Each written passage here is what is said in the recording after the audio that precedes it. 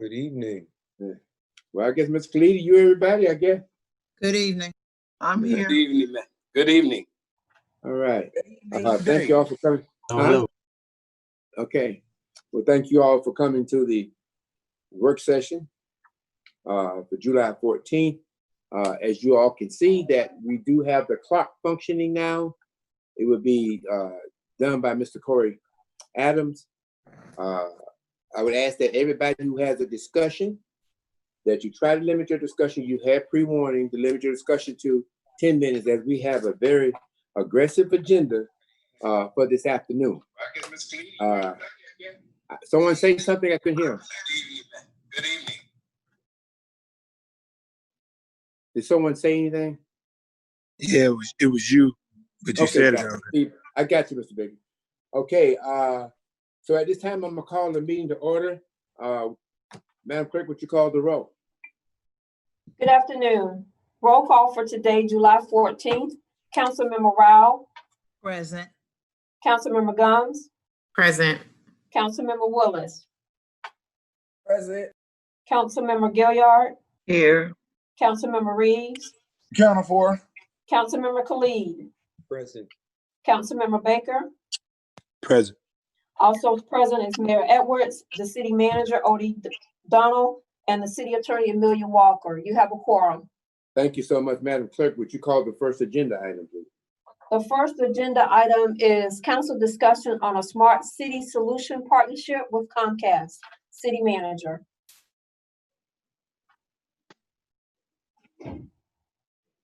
Mr. Donald, are you there? Yes, sir. I'm sorry I had to unmute myself. So we have a couple of representatives from Comcast who are on the call who will go over this in general. But I just wanted to highlight to the council that under your guidance and your smart cities ordinance, we have begun to implement a few smart city strategies. I think we brought a few back, including the solar panel installations, as well as our pursuit of a grant to help support and fund that activity as promised, but also things like alerting us when trash cans are full, similar to what has occurred in the city of College Park, as well as some additional innovations that will allow us to keep costs down while also alleviating issues through technology is really the goal of our partnership with Comcast. So there are some costs related to this, but we have Well, someone needs to turn their phone off. As discussed in our previous presentation to council, which was not actually done by Comcast, it was done by staff. We mentioned that we had already allocated the funds to implement some of these activities. And so these activities would be in budget, even with the reductions, but we wanted Comcast to present them to you so you have more insight into that three-pronged approach that we talked about, and you can actually see what is going on. And apologize, Mayor, that was actually Stuart Croucher from Comcast calling in. And so he's now on the line. And if the clerk's office would unmute him, which I see they've done. Stuart represents our region in Comcast, kind of oversees some of their local city innovation. And he's been a great partner to us in kind of developing our plan of action. And so, Stuart, as a reminder, you have approximately 10 minutes, inclusive of some questions and answers. So I know the clerk's office needs to share the screen so that you can go over the presentation, but you are free to begin, sir. Thank you very much. Can you hear me? We can hear you. Excellent. Thanks so much. I really appreciate this time. I'm actually being joined by two other people on our team from Comcast. So I wanted to announce Fred Benke, who has been involved from the beginning on this as well. Fred Benke, Comcast owns a company called Machine Q. Machine Q has the expertise behind smart communities and smart cities products. Fred is actually on the line. He is the one that's actually going to be presenting the specialty features of this program. Fred, can you unmute your line with a star six? And Fred, while you do that, Miss White or Mr. Adams, if you guys could pull that presentation up online, because I think they're joining us by phone, not by video. Yeah, for some reason the Zoom video did not show up. I have audio only.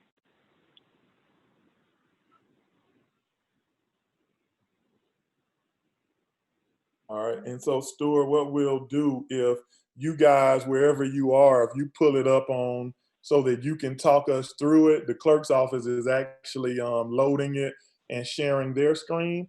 And then once they do, one of them will let you know it's on screen and you can start. And every time you change the page, if you just let them know to move forward, then they will. And so it's on screen now. Well, it was. But yeah, it's on screen now. And so if you will go through it and just remember to notify the clerk's office next slide, and they will go through. But just keep in mind that I believe the mayor limits these presentations to about 10 minutes. Okay. All yours. Thank you very much. So I don't know if Fred was able to get through, so I'll take it from here. And first, we just wanted to thank the city of South Fulton for considering both Comcast as well as Machine Q with the responsibility of helping you do a few things that we'll talk about while we get in here, which is beautify your city, which is already beautiful, and you've done so much already, as well as really optimize the efficiencies of both people and equipment and resources to make better use of finances that will be used in better places, is the way I take a look at it. Similar to what College Park had done in the past. They've utilized the savings they received from their trash programs to reinvest in other areas of the city. And that's what we intend to do here. If you want to move to the next page, please. Okay, so, and you can stop me if you want to for any questions to come through here, but what we have done, Smart Cities is it's really a very wide discussion that we have regarding how we use equipment, technology, and sensors to optimize both traffic and services within the city. So we use sensors for different things. In this case, we're looking at trash receptacles in and around the city to optimize when somebody is going to go out and serve those trash cans. So instead of having, like people at home, have somebody pick up their trash once or twice a week, depending on where you live, and it's automatically on a route. And it's really cost effective to do it that way because there's so many people within the city that you can ride up and down roads and you can do pickups. For cities, it gets a little less cost effective when you send out trucks, you send out equipment and people, and you're spending money to get people to specific areas that may or may not need servicing. And it's just not that you may be wasting time, energy, and resources, but it also may be that you're not getting to places that also need those resources because either they have had an influx of people in the community where trash cans are now overflowing and may not be as aesthetically pleasing when people are going by and they're taking a look at areas that are, overrun with trash that just don't fit in the receptacles anymore. So we want to be able to be on both sides of it. We want to be on the side where the sensors pick up when you need service, specifically when you need service, and can alert you to that fact that you can send people into the community to keep it the way you expect it to be all of the time. What we do, and when you're looking on here, is we use those sensors. They go through a gateway, and gateways are hung around the city. And those gateways then take traffic, much like if you're making a cell phone call, they take traffic and they send them to a device management software, which hits an API, which gets reported back to the city so that you can communicate effectively with what you need. Now, these sensors for trash are one of many, many sensors that we have. And the investment that we talk about when a city makes an investment like this, all the investment comes up front. And it's critical that you know that, because the sensors are really not that expensive. It's the gateways that we put throughout the city in this first phase that really has the majority of the cost to it, so that when you are adding, when you're adding the sensors later. So right now we're doing trash. If you wanted to do smart lighting in community centers, if you wanted to do temperature for air or water or anything like that, all those sensors come much less expensive. You can skip to the next page, please. So what we did is we took a look at a couple different options. This one is option 2, and it's taking outdoor gateways. And if you take a look at this, we've placed 9 outdoor gateways based on the information that we have about the trash cans that we have throughout the city, so that we can optimize almost 90% of them to make sure that we have service that will be able to let us know when and where we can get to your trash receptacles when they need us the most. So in this case, it was based on, and we're offering 2 options, one which has less of a component of time, one that has more of a component of time. The one that has less of a component of time just gives us a larger gateway area, so it picks up more of the area of the city. My goal is to get the entire city eventually, but I wanted to make sure these fit into budget, and that's what we're working for.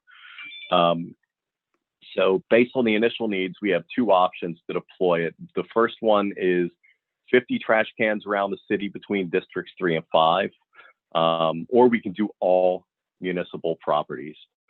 So option 1 is the small gray circle that you see in the bottom right-hand side. Option 2 is the much larger circle that you see, which is the, I'll call it orange, but the orange circle, which really encompasses a lot more area. And I think it provides better coverage for what you're trying to accomplish. Stuart, yes, let sir. me highlight one thing for you real quick, because I've gotten a couple of questions on it already. So council, this will be a citywide initiative. The first, when he's talking about phase 1, there are existing trash cans in 3 and 5. And so that's the low hanging fruit, where all we have to do is connect the gateways and make those smart. But the municipal buildings and representation throughout the city is a part of the overall plan. So he's going through it. And when he gets to the end, he will highlight those things, but just wanted to highlight that the initial piece is he mentioned it, but I just wanted to double down on it because I saw some of the questions come in. I'm sorry, you very much. Go forward. Oh, please don't apologize. And Frederick Benke, both the 2 other people that were supposed to join me, Fred. Actually, I just jumped on here. Sorry about that, Stuart. Perfect. I was having technical difficulties. I apologize, council.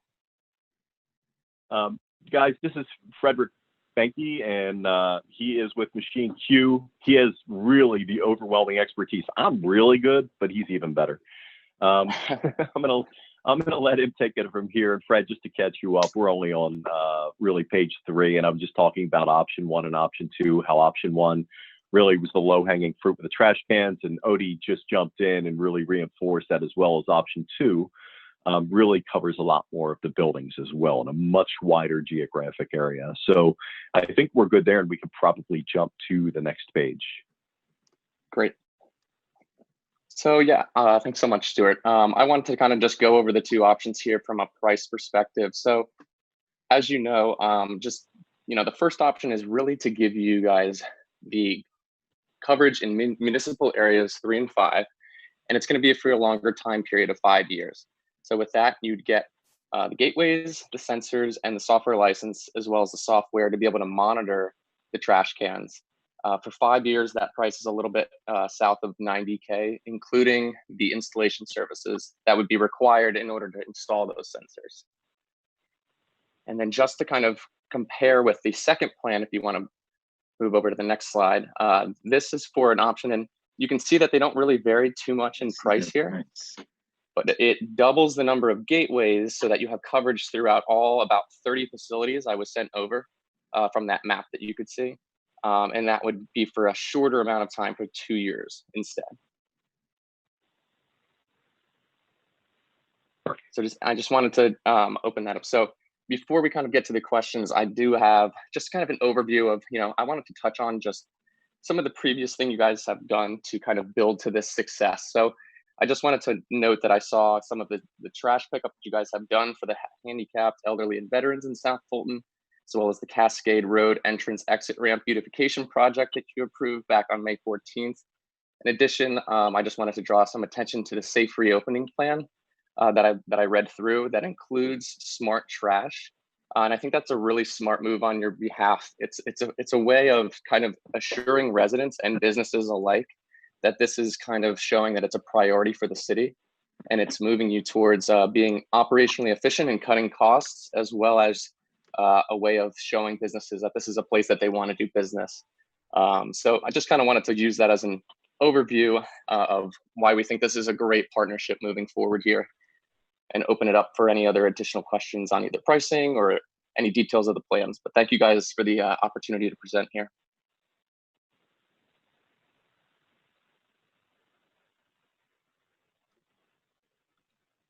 Any questions at this time? Happy to answer them. I see some things flying in on the chat here. Mayor, you're muted, but I think he's concluded and is open for questions. And so I think he's looking for you to coordinate the council being able to respond and ask questions.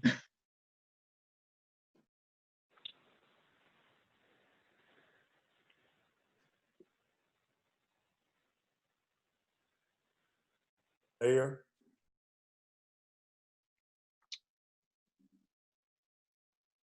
I don't want to keep talking if there's questions, but something I just wanted to add is, in installing the IoT infrastructure here that you're seeing on the map with coverage, it also gives you the ability to add more sensors over time. And the sensors are really the cheap part of this entire IoT initiative. It's really the coverage part that's a little bit more expensive to get started. So really, this is, in our mind, an investment in the future of South Fulton's IoT smart city plan. As Odie alluded to, there's other phases you can add on, with the cost not being as inhibitive because you guys have laid the groundwork in a sense for this. So I just wanted to note that. All right. Ms. Gumbs, I see you in the queue. My questions were answered. I apologize. Okay. Councilmember Rao. You mentioned in your presentation that this is laying the infrastructure for us to expand our smart city solution. Could that possibly include Wi-Fi across the cities? Particularly, I know a lot of the locations you identified were in parks. Correct. So I just wanted to do a quick, that's a great question. Thank you very much. I wanted to differentiate between Wi-Fi and what we're using as a different type of network protocol. So really, it's not going to provide public Wi-Fi coverage like if you were to put access points or routers around. It's really just going to be able to create a network so that the sensors that you put in the trash cans are able to send data. And it's kind of also allowing in the future for other sensors that would be placed outdoors. We talked about asset tracking to also be able to be on that same network. So it's actually a different type of network, just to clarify.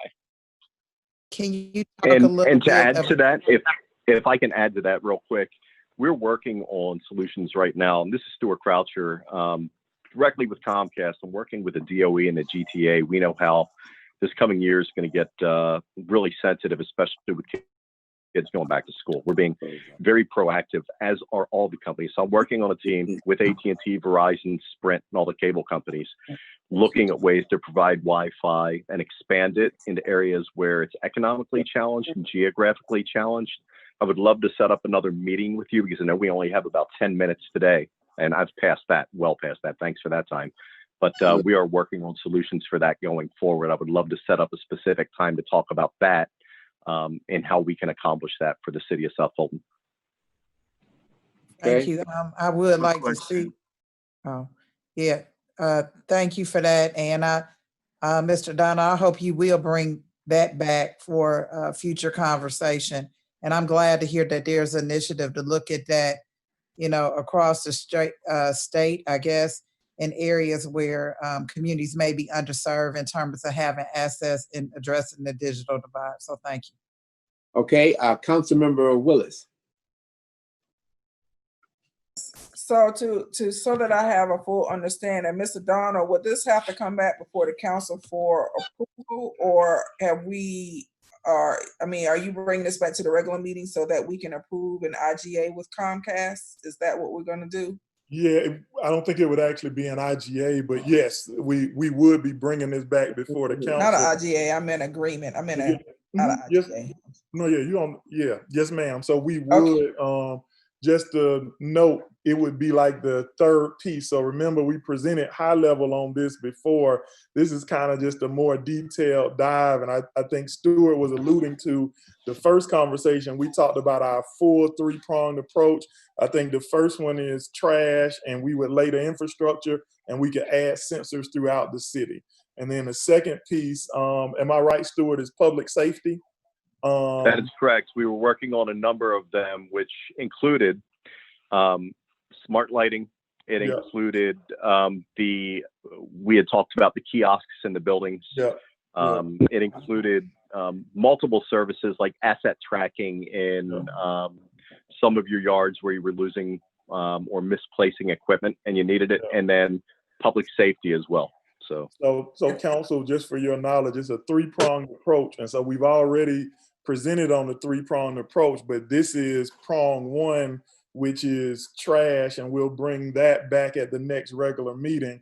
Once we flesh out the budget and other things, we would bring phase two, which would likely be public safety, and then three are asset-related activities, inclusive of the kiosk and the mapping system. And so this is just another phase, and so we'll never do the full presentation over again because we did it, but we'll do an in-depth presentation for your decision-making prior to actually bringing an agreement back to you, even though the three-pronged approach is with Comcast. Does that? Thank you. As a follow-up to my questions, how you doing, Stuart?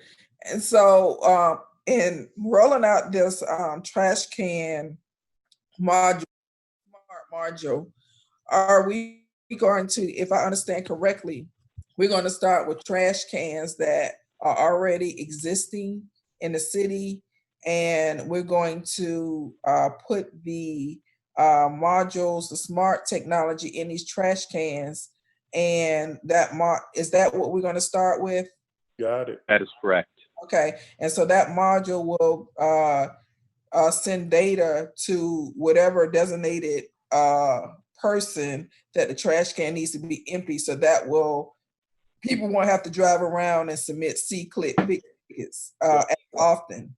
Go right into the system. Yes, ma'am. Exactly. And just to clarify on that as well, for the city of College Park, your next door neighbors who were able to implement this solution, they were able to send SMS text messages to the drivers in the sanitation department so that they would know exactly when something was full to optimize their routes and reduce costs. Okay, awesome. Thank you. Okay, thank you, Ms. Willis. Ms. Gilliard? Well, I just wanted to say my area is the area that has a lot of infrastructure needs. And one of them particularly, I have a lot of folks that really don't have internet. And so I'm happy that you're saying that that is something that you're going to bring back and that you're talking to all other entities. I know there are areas where AT&T is, and that's the only service, but it's close by and it might not be on a particular street. And then some of the areas are extremely rural and have even limited electricity. And so is that something that you are talking about in terms of, citywide doing upgrading or bringing what doesn't exist so that people can come into the 21st or 22nd century with technology? You know, that is a, you know, we've, and just to let you know, Comcast has invested close to $12 million this year in the state of Georgia in build outs, and we continue to build out. We have to do it smart while we're doing it, because there's areas we do it where we're building out and we know it's not in their profit model the way they want it to be. What they're hoping is that as we build, commerce comes with it, business comes with it, and we begin to reap the benefit of laying those lines. So that's exactly what we're trying to do. And when I say it's a group effort right now, specifically because of COVID-19, it's really forced AT&T and Sprint, Verizon, MCI, Windstream, every carrier out there to work together and try to accomplish your goals. We're really working very hard to get to that. And I just wanted to say, I've also been to a lot of your schools. We have something called Internet Essentials that we offer in areas, especially areas where we have connectivity, where we're offering $9.95 a month internet and computers under $100. So you know, we're really working very hard to get those messages out when we can. We spend a lot of time at schools to do that. And I will continue to do that to make sure that people have this information in their hands. Great. So you share that information with the city manager so he can share it with the city, so everybody citywide will know that you're working on an initiative like that? Absolutely. Okay. Okay, thank you, Ms. Gilliard. I'm going to go to Councilmember Khalid, and I'm going to end with Councilmember Reeves. Hi, thank you so much for the presentation. Two quick questions. One, does any of this operate on 5G technology? So thanks for your question. Yeah, I can take that one, Stuart. So for these models particularly, it is using AT&T for cellular backhaul, which means you know, it's going to send the signal over cellular, but it actually is relying on a different type of network technology to send the signal. So if AT&T were to roll out 5G coverage to the outskirts of Atlanta, then that you know, most likely would be included as part of this. So to answer your question, as of right now, that's not something we really advertise because it's kind of on a carrier by carrier basis. But the answer is it could include that in the future as they roll it out outside Atlanta. Right. Well, we did pass a resolution regarding 5G. So should that become a part of the propagation of this, I just think we would like to have notice of that. My next question is, does SmartQ the installation and the servicing of these Machine Q, I'm sorry, does Machine Q install and service these themselves, or do they work with local contractors? So great question. We actually have an entire arm of Comcast dedicated to deployment services. So that is who we would use. So right now that was all kind of included in the proposal at the rates that they would charge, just because since it is a difficult technology to understand and deploy, we usually rely on people in-house who understand it very well so that it's as efficient a process as possible. Just because it's a new technology, sometimes a lot of the local firms, we found it takes a little bit longer, and we wanted to put together a more cost-effective solution for all of you down there. And so these are all, just to be clear, these are all Comcast employees? Correct. They sometimes rely on, I believe, local contractors if things are outside their footprint. So that would be maybe a question for Stuart in the future as it gets into the planning process. Well, Stuart, I would just like to add, we have a commitment here to work with local contractors and state and federally recognized DBEs. And so in any instance where you are subcontracting, it would be at least my desire to see that we do use local labor and state and federally recognized DBEs. I love that. That's great. And I will make sure that we focus on that as we move forward as well. I'm a big proponent of that. Thank you. All right. Okay, Mr. Reed, we'll end with you. Well, I just want to say, Mr. Khalid, as I've been looking at my notes here, so it's pretty much answered the question that I had. And But I just want to take this time to tell Mr. Stewart, you and your team at Comcast and Comcast Cares to thank you for doing your due diligence and reaching out and knowing the needs of our community, particularly with these smart trash cans and the one that are existing, as that is a current issue that we do face. And I'm just looking forward to a safe and clean city and this new technology. So thank you, sir. Okay. Mr. Reeves, we appreciate it. I'll tell you, your city government is probably one of the most engaged that I've dealt with at every level. I'm so impressed. I talked about it. Literally, I was talking to Athens. I had a call with them the other day. We got on early, and I was just talking about how proactive you guys are with everything. And Kelly Gertz was impressed. Well, thank you very much, gentlemen. We really appreciate the job that you're doing for us. All right. Thank you. Thank you very much for the time. All right. Madam Clerk, next item, please. Next item is the discussion on facility condition assessments for URA projects. That's Public Works and Jacobs Engineering.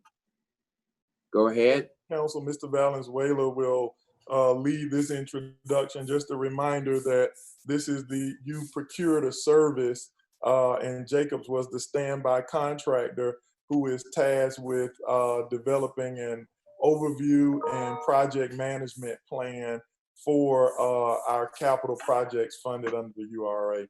Mr. Valenzuela, are you on? And I mean, yes, sir. Go right ahead. Good afternoon, Council and City Manager. This presentation is going to be on the 13 URA facility condition assessment made by Jacobs as our standby engineering firm.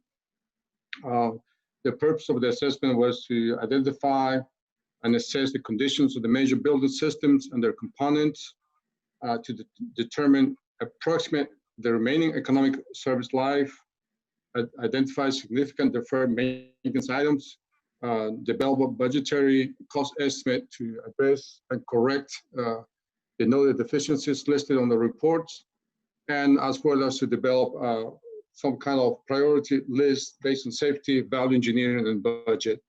With that said, I have two members of the Jacobs team that will be making the presentation.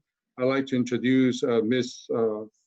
Jessica and the project manager, Brian Ricks, at this time. If Ms. Diane, will you please turn them on so they can proceed with the presentation?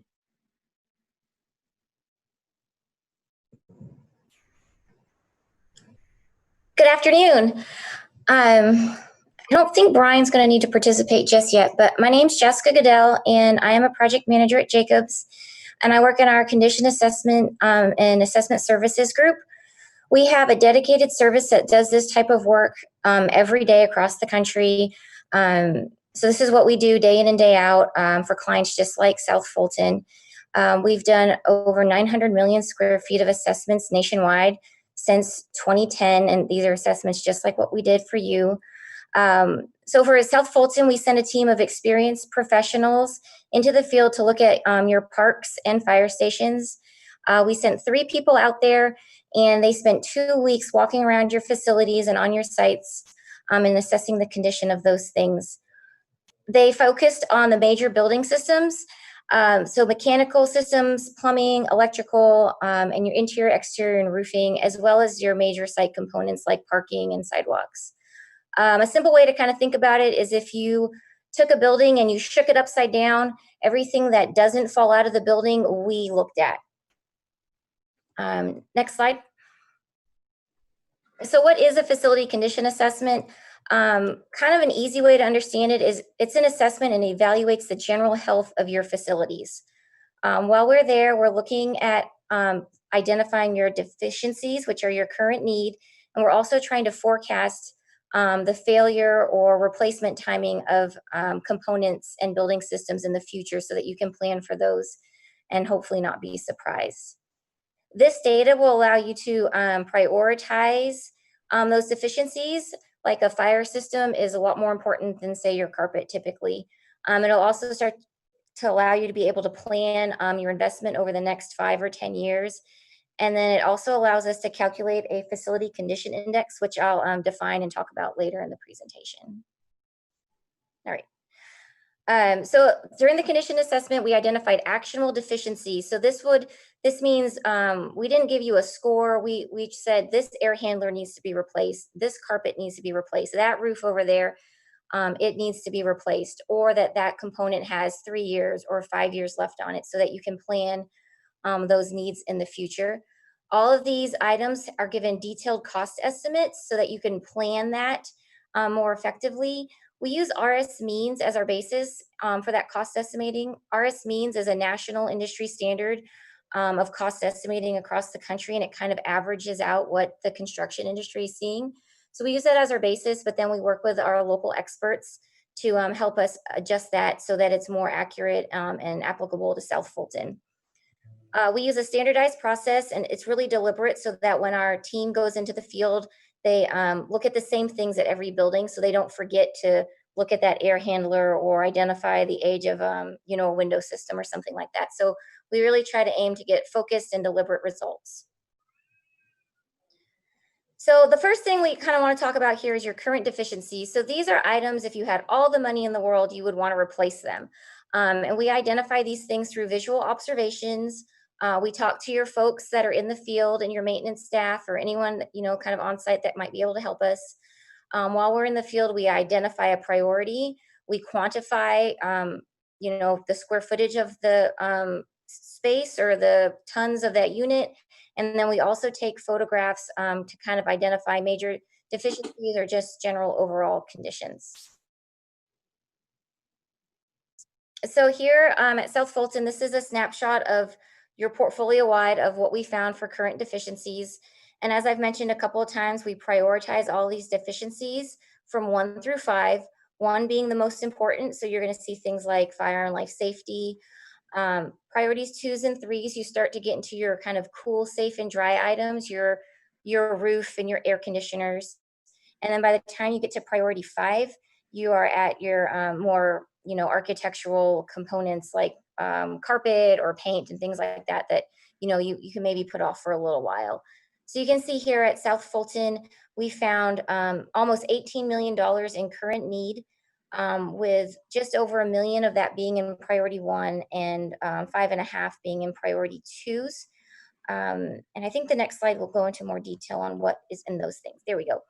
So your priority 1s, we have a couple of roof replacements at 2 fire stations. There's also a lot of security alarm and exit signs that you'll see in this category. So a few of those higher dollar items here were at Cliftondale Park and the Welcome All Park as well. And then your priority 2s are some more roof replacements at Welcome All Park and South Fulton Arts Center. Other kind of significant findings, overall, your site deficiencies make up 30% of your current need. And those are primarily parking and driveway replacements across your sites. And then as well as some large tennis court replacements that tend to be a little expensive. You also have a significant need in your roofing across the city. And most of that's either at South Fulton Arts Center as well as your recreation center and natatorium at Welcome All Park. You do have a significant need in your interiors and exteriors as well. Some large flooring replacements at Welcome All Park Recreation Center. And then a lot of times interior ends up being just a little bit of this and a little bit of that across a portfolio. And then in your exterior, you have a significant amount of window replacement at the South Fulton Arts Center, Cliftondale Park Recreation Center, and then some door replacements and wall repair at Sandtown Park, which were kind of items just to note at a high level. So now that we've talked about your current deficiencies, while we're on site, we want to look at everything that's there, even if it's not, in need of replacement right now. So these are, again, identified through visual observations. We talk to the folks that we can talk to. Our team uses industry standards or town experience on how to, when that equipment might fail, like mechanical equipment tends to have, a 15 to 20 year life expectancy, depending on, what that piece of equipment is.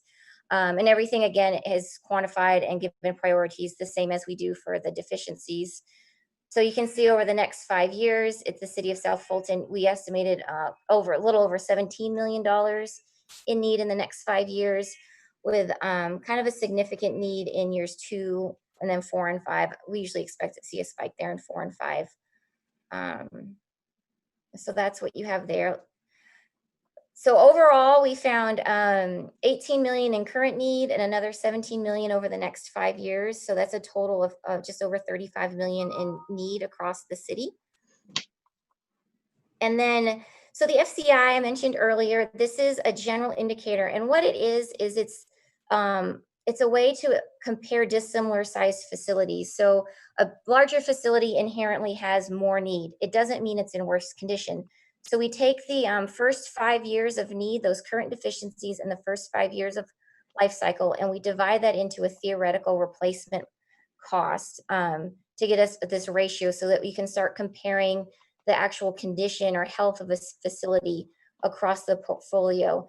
And this number can also often help you identify buildings that may be need of renovation or replacement. Often in the industry, we use a 2/3 rule. You start getting over a 65% FCI, and you might want to consider replacing that facility.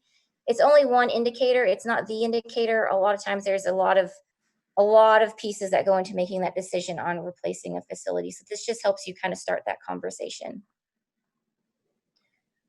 At South Fulton, overall, your facilities are in really good condition.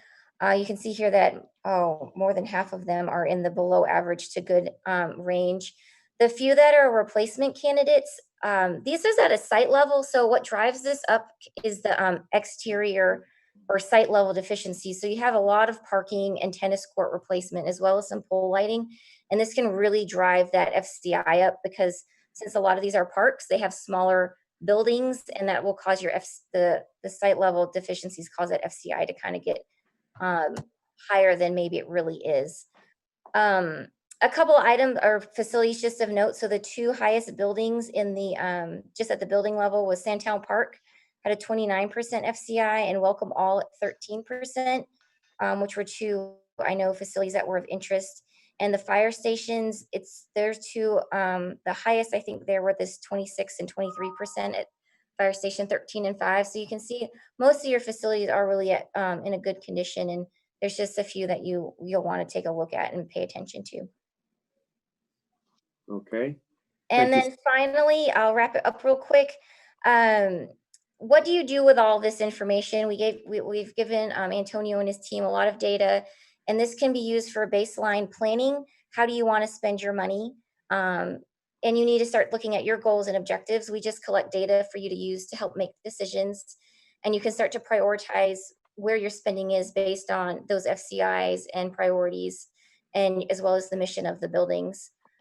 We often suggest that you focus on high priority items, your fire alarm replacements, security alarm replacements, roofing. Those tend to be those big things that you want to take care of before they get too far out of line to make sure your occupants and users of those spaces are safe. And then any mold assessments that may come into light, you want to handle those on a as needed basis, just where those facilities need them, you might want to address that. I think that's all I have. So any questions, I guess. Okay, thank you. Thank you so much. We have Mr. Khalid in the queue. Mayor, I think before you do that, it might be good to allow Mr. Valenzuela to add some clarity on how this report is used to prioritize the projects. Okay, I want us to stay on time too. I'll give him some time to do that. Mr. Khalid, would you hold for a minute? Mr. Yes, Khalid? that's actually a question that I have, so yes. Valenzuela, come on. Yes, Mr. Mayor. I would like to mention that Jacobs, it's one of our standby engineering firms that we have for the city of South Fulton. It's not necessarily our Jacobs that's providing the operations maintenance for public works. Also on this URA, the studies that were done and assessments were done for the 13 URAs under the $16.5 million that we have budgeted for URAs. And the total facilities that were assessed were 24 facilities. Okay. Mr. Khalid. Yes, yeah, I'm looking at this list. It's $17 million over 5 years. And I must admit, I'm a little concerned that I don't see a single project south of District 4. So are you saying there are no buildings or facilities south of Roosevelt Highway that meet these FCI thresholds? Not necessarily. We'll have to map it out, the 24 facilities that we have assessed. So we went by the approval of URA, and I believe we went a bit beyond of what was approved originally under the $16.5 million. Now, just keep in mind that the $16.5 million was approved as an overall for URAs, not necessarily was approved just for facilities, was approved for some land acquisition, was approved for equipment. When I did my fair assessment on how much money we actually have just for infrastructure repairs and building repairs, taking out other items not related to facilities, you are in the order of about $8 to $10 million. I mean, I will concede to the wisdom of our departments, but that is looking at the list that did stand out to me. That's Okay. Mr. Khalid, it might be good for us to kind of highlight. So what this group did is do an evaluation of the existing facilities and what their status is and how to prioritize those within the broader URA. So we received a detailed overview of all of the projects. So for instance, I think there was a park included in one. Well, the park would not be included if it doesn't exist. And I want to say that might have even been District 7 or no, District 6 has one. So it might have been District 7 where there was a proposal for a new park. And so that wouldn't be included in this assessment because it doesn't exist currently. Does that make sense? So this is the existing infrastructure. That Okay. may be helpful. Okay. Okay, Ms. Khalid, thank you. Ms. Rao? Thank you. I just want to clarify that based on this assessment, the most immediate need are 17 million, but did I understand there was roughly additional 18 million over the next 5 years? Yes, ma'am. If I want to break it down a little farther of what it was done, you know, the current needs is about $17 million. And then the subsequent needs is about $18 million. And then the overall of what you're looking at under URA, after you look at it 6+ years of horizon needs, you're looking at another $22 million. So you have $17.9 million, $18 million for current deficiencies. 1 to 5 years cost about 17.2, and 6 to 10+ year cost is $22 million. So an overall assessment of about $57.6 million. Thank you. That was my understanding. So I think that's important to note because clearly the amount of money that we've allocated for the URA will not get every project done or address every need. And so as I think Mr. Donald, we're going to have to prioritize, you know, this long list of repairs we need to make at these facilities. Mr. Mayor, I'm not able to get into Nexus, so I'm trying to raise my hand under participant so that everyone can see that I'm trying to speak. Yeah, they just called me. They just told me. Ms. Rao, are you finished? Yes. Okay. Yeah. All right. Chair acknowledges Ms. Gilliard. I just want to follow up with a little bit with what Mr. Khalid just said. I think that the presentation is excellent in terms of us in terms of us knowing what is really critical, how much it would possibly cost, and then we can deal with how do we make sure that we factor all of that in.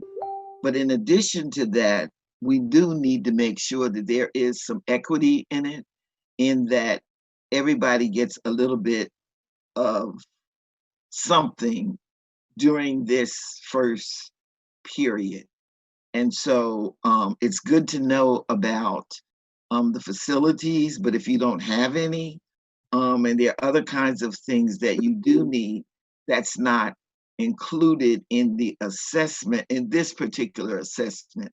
And so maybe there's going to be some additional assessments to look at parks that either don't have any facilities or that might have something that I would call old school that really needs to be revamped, and maybe that's part of the parks master plan. But I just want to make sure that there is some equity, because we have spent an awful lot of money on the facilities that have come over and the conditions that they've come over to us. And now we're seeing that it's even, especially with those facilities that are in the parks, that it's even worse than we really thought, and it's an awful lot of money. And so I just want to make sure that there's equity. So thank you, Ms. Gilliard. Ms. Willard, can you hold for a minute? I'd like to ask one question. You talked about replacing facilities. Mm-hmm. At what point in time will we have a process that if this company says we're going to replace a facility, a process to whatever facility we got where we're having programming in, or whatever case may be, a process by which we can move out to someplace else while we were doing that facility, or while we making that facility? How do you deal with that, Mr. Valenzuela? Mr. Mayor, per the report and assessment, what our consultants do, and that's it's done throughout the state. There is a facility condition index. Anytime that is over 65%, now you start thinking about that. Why continue investing in this facility instead of rebuilding it? Yeah, well, I didn't want anybody to tell me I got to replace a building a year before I'm ready to replace it. You follow me? Yes, and we do have single reports on each of those, and we're currently analyzing the reports, trying to make more sense into the details of what we have received. And before we proceed, we definitely are going to advise. These are the findings. This is our recommendation moving forward. All right, thank you. Councilmember Willis, go right ahead. Thank you, Mayor, for recognizing me. Thank you for bringing this report before Council, Mr. Valenzuela. And, I just would like to say that, yes, we did inherit a lot of buildings that were in disrepair from the county. They stopped making capital investment, but what we cannot do is continue to allow these buildings to stay in disrepair. If we don't maintenance these buildings, it's going to cost us more to maintenance them or bring them back into repair. I think that we should prioritize, but we should prioritize based on what we currently have in inventory and bring those buildings up to standard. If we can't, then we need to tear them down. It makes no sense to continue to leave things in disrepair because not only does it impact our employees who have to work in them, it impacts the residents who have to use them. I consistently get complaints from residents who want to play tennis, who can't play tennis on crack courts. I consistently get complaints from residents who want their kids to swim in a pool and slide, but they can't participate on the sliding board because the sliding board is in disrepair. I consistently get people complaining about a lot of things that's in the city. So it's not fair to our residents. It's not fair to our employees to continue to leave these buildings in disrepair.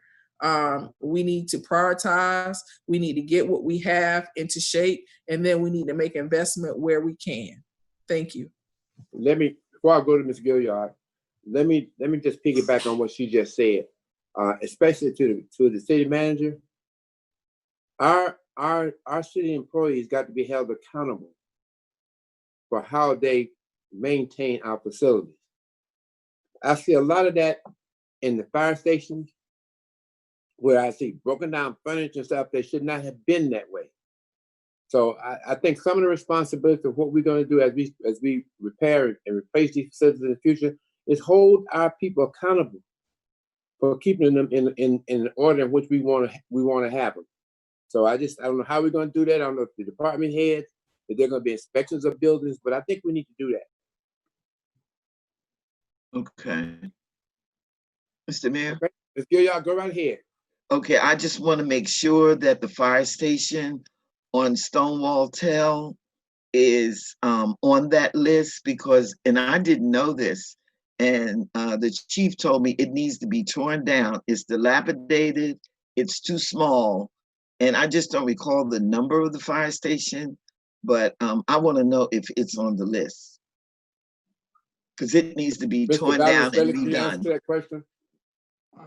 I spoke with Chief Sterling this morning, and we have agreed that after looking at the report, because this report was worked in conjunction of Chief Sterling and Tony Phillips from the Parks Department, and I believe he has other ideas, and we were discussing that in order to move from this report and looking at the needs for fire, that will be a subsequent study just for fire, because the regulations and needs are way different of just doing an analysis for facility structures and others. So I think he has in mind coming up with a recommendation just for fire stations on the actual needs, because as you mentioned before, most of our facilities are older and the current needs against the status of those facilities do not match. Well, that didn't really answer for me. He was the one that told me that the fire station needed to be torn down. And I think Councilmember Gilliard, with respect to that, I think these experts have done a review of the facility, and I think department heads can have certain opinions, but we want to defer to the experts and then weigh that in with the desires of both our staff, but also our council. And so I think what Mr. Valenzuela is saying is that he now has this assessment, which is a true technical assessment of the facility. He now needs to partner with the chief to identify whether they still have that opinion to bring it back to the council before we move forward and get guidance from you. Okay, I hear you. I just wanted to make sure, and what wasn't answered, I wanted to make sure that it was on the list. I don't know if it's part of the URA. Got it. Is that what you're saying? Yeah. So right. So all of your projects, inclusive of fire, they have not changed from those URAs. This assessment was just baseline of all the facilities. So the short answer is yes. Yeah, it was on the URA as renovation, and then when I talked to him, he said it really needed to be torn down. So I wanted to know when the assessment was done of all of our buildings, whether or not it was one of the buildings yes, ma'am. that was looked at by Jacobs. Yes, ma'am. I think that, yes, ma'am. Yes. Yeah, okay. Okay.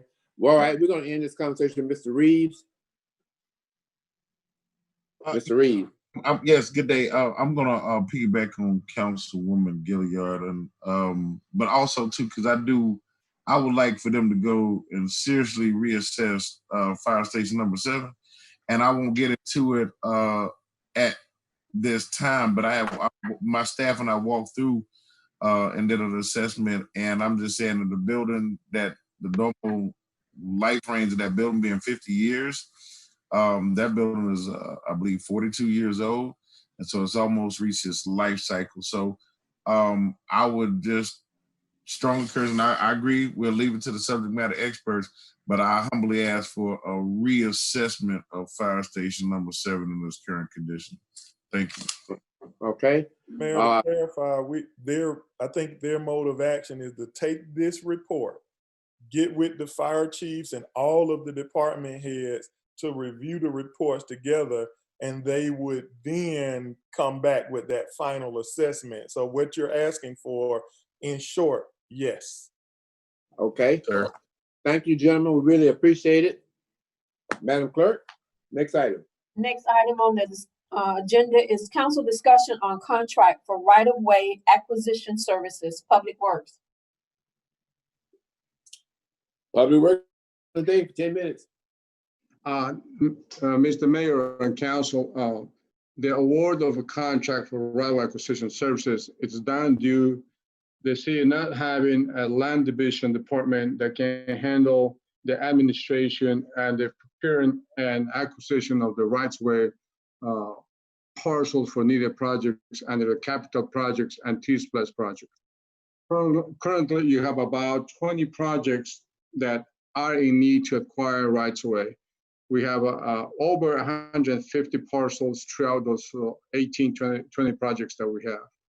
So with that in mind, in order to proceed to the next stage, which will be construction of those projects, we must acquire the rights-of-way.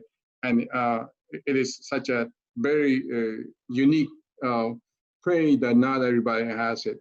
So we went ahead and solicited solicitations from vendors, and we received 4 vendors, and 3 of those were pretty good conditions, and we have recommended Atlas as our as the best responsive and as well as the lowest bidder for this project. And under those conditions, Atlas will be responsible for different aspects as the scope of services, which is listed on the agenda.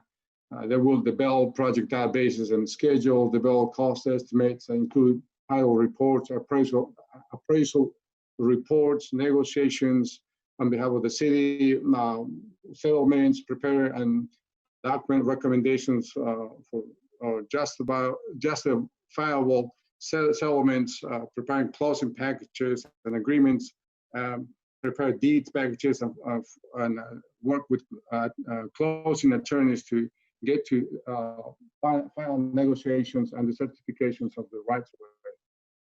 With that in mind, that's in short how it was recommended, the need for rights of acquisition services, and the funding for this will come from capital funds as well as T's Plus as we proceed with the projects. This negotiations and award of this project does not include the acquisition of the rights of way, which it varies once you start going into the actual projects. Anything else that can come up to you? I have listed for you the right of way acquisition scope of services in the package that you should have. We were able to put a summary of what encompasses to acquire the projects, the rights of way for each project, and to come back to a final rights of way certification. I have listed the projects and others. We also put the comparisons between Atlas, Jacobs, Gressman Smith, and Diane Hunt and Associates on what will cost us to do. And finally, we put the quotes that we receive for each project, how much more might cost us to do it. And at this point, we're looking forward to all your recommendations and see how we can proceed. So your projects that are finally on the right-of-way phase can move forward. Okay, Mr. Khalid, hold on a minute. I just want to ask one thing. Mr. Valenzuela? Yes, sir. Are you acting as a project manager also? Not acting as a project manager. Okay, who's managing our project? I mean, Atlas. We got someone outside to manage the projects? At this point, we don't have a land administrator for to administer land. The point I'm making is, if there's not someone managing the project, the project is coming along, these projects gonna always be delayed. Yeah. Yeah, I think mean, that's just, Mr. Valenzuela. Yeah, I missed that part. Yes, we do have a PM that is managing capital projects and T-Plus projects. So we just got, I think, to 95% of all our projects now with contracts between consultants and the city of South Fulton. So, Mr. Donald, yeah. is that a cost-effective way to do it? Well, so remember, Mayor, we placed project managers into the initial budget, and we had to prioritize, so they were removed. So we are leveraging contracts to deliver. Our preference would be to have a project manager or two on staff. And so if we can find the funds to do so in the FY21 budget, then that would be our preferred method. But unfortunately, those were not accepted or adopted in this year's budget. And with the coronavirus pandemic, it's going to be tough to integrate those things into this upcoming budget. But you're correct. Our preference would have been to have those folks on staff. Now what we're doing is just leveraging any existing funds or contract and including a project management component on each delivery, which is not our preference. So we hope to have the opportunity to do that moving forward, and for the edification of everyone, because I know we're all kind of new, but as we prioritize and make these decisions, definitely project management expertise is one that we could utilize throughout the city. Well, also, I would like to add, Mr. Mayor, that the funds for those projects will come out of TS Plus. Well, that's even worse. But anyway, what I was asking, when I say beyond money now, Mr. Salary, Mr. Manager, I'm looking, is it really, because we got a lot of projects. We do. Is it cost effective? Beyond the issue of money, is it cost effective for us to have a project manager? Oh, absolutely. Yeah, that again is the preference. And so as we prioritize, for us to have that on staff would alleviate a lot of these concerns. I think in this particular project, what Mr. Valenzuela is saying, T-Splosh allows you to use a percentage of your funds for that purpose, and that's how we're delivering. What we're doing is actually leveraging those types of opportunities to procure other services. So I think he's kind of broken that down to the point of understanding. But as we look citywide, which it appears you're referring to, and all of the various projects that we have, transportation, just construction and capital projects, yes, you're correct. It would be cost effective to have that service house as other folks often do. All right, well, I just want to make sure that when you got these type of projects you got going on at one time, you don't have a project manager, it's going to create some delays. So I just want to make that clear. Mr. Khalid. Thank you, Mr. Mayor. And you read my mind about the first question. I would love, when we get to the budget, and I do just want to harp on this again, that we do need to set dates for when those budget meetings are going to be, because they involve lots of other people who have their own calendars and schedules. And it comes right around the time that school is also starting. But when we do have these budget conversations, I implore you, Mr. City Manager, if we could have a graphic that shows how many millions of dollars of projects we are managing and what percentage of those projects are being outsourced. Because we're on the third topic, and it just seems like we're outsourcing everything, and that is a concern for me. Not only for the cost savings to the city, but also we have all of these things in place for our employees around health benefits, around pay, around like all of these quality of life issues that we don't necessarily mandate the subcontractors to have. My second question or topic is about, I'm going to go here. This is another graphic that I would like to see actually at our next meeting.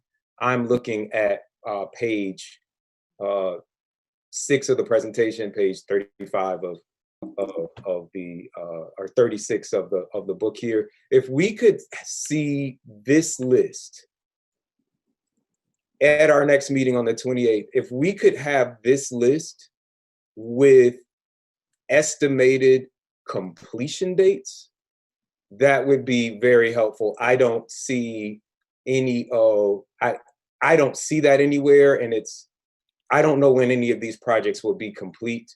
It would be very helpful for my super constituents like Miss Jill Lindsay, who I know is watching, to know what is the estimated date that Old National Sidewalks will be complete and who that project manager is, so that she could talk to them directly. And then my last question is, we have acquired no parcels for the sidewalks, and I'm just wondering why that is, and if all of the money that I am seeing here is currently included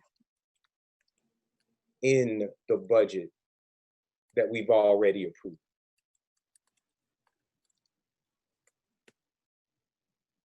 Mr. Valenzuela? For you, Mr. City Manager. I think quickly on some of that, because I'm sorry, I was typing some of those answers in the chat for you. Remember that some of those projects, at least the federal ones, were funded by Fulton County. And the reason that we had not taken any steps is because we had not budgeted them for them, because they were a part of Fulton County's implementation, which they decided not to move forward with. And so the council actually just added those funds into the budget. Just a reminder on your recent budget actions, both in this mid-year budget and previously, which is why you see so many projects coming forth, because you have allocated the money that was previously supposed to be coordinated by Fulton County. Secondly, when you talked about the procurement and the project management being outsourced, as a reminder to all that these transportation projects, especially those that are temporarily funded by items like T-SPLOST or initiatives like T-SPLOST, have an end date. And so cities who implement these projects actually partner with organizations like Jacobs and those others that were on the standby list. As a reminder, Fulton County did it the same way because we assumed and assigned their contract. So that is a normal portion. I think the reason you're seeing so many at one time is because during transition, anything that was active, and we've talked about it in great length, the county decided not to do so. And so in lieu of wasting that money on litigation, you decided to put it to use for your constituents. And thus we've got a ton of projects coming forward because you funded it. I understand all that. By the next meeting, can we get that graphic with completion dates or estimated completion dates? For the ones that's applicable, yes, but all of them don't have completion dates. Just again, we're just, in some of them you've just funded, so they're in the planning stages, which is why we're doing the right-of-way acquisition presentation now. I understand it, and just to push back, I will not hold you to a date that you put on there if we need more time. I'm not going to be like, you said blah blah blah blah, but it would be nice to just have some idea. Is this 1 year? Is it 5 years? You like, how many years will it take for us to acquire these 28 parcels? Because until we do that, we can't even That's true. build You're right. the sidewalk. So Mr. Valenzuela, I see in the chat you mentioned that all the projects have schedules. We'll have schedules now that the piggybacks agreement with consultants are in place.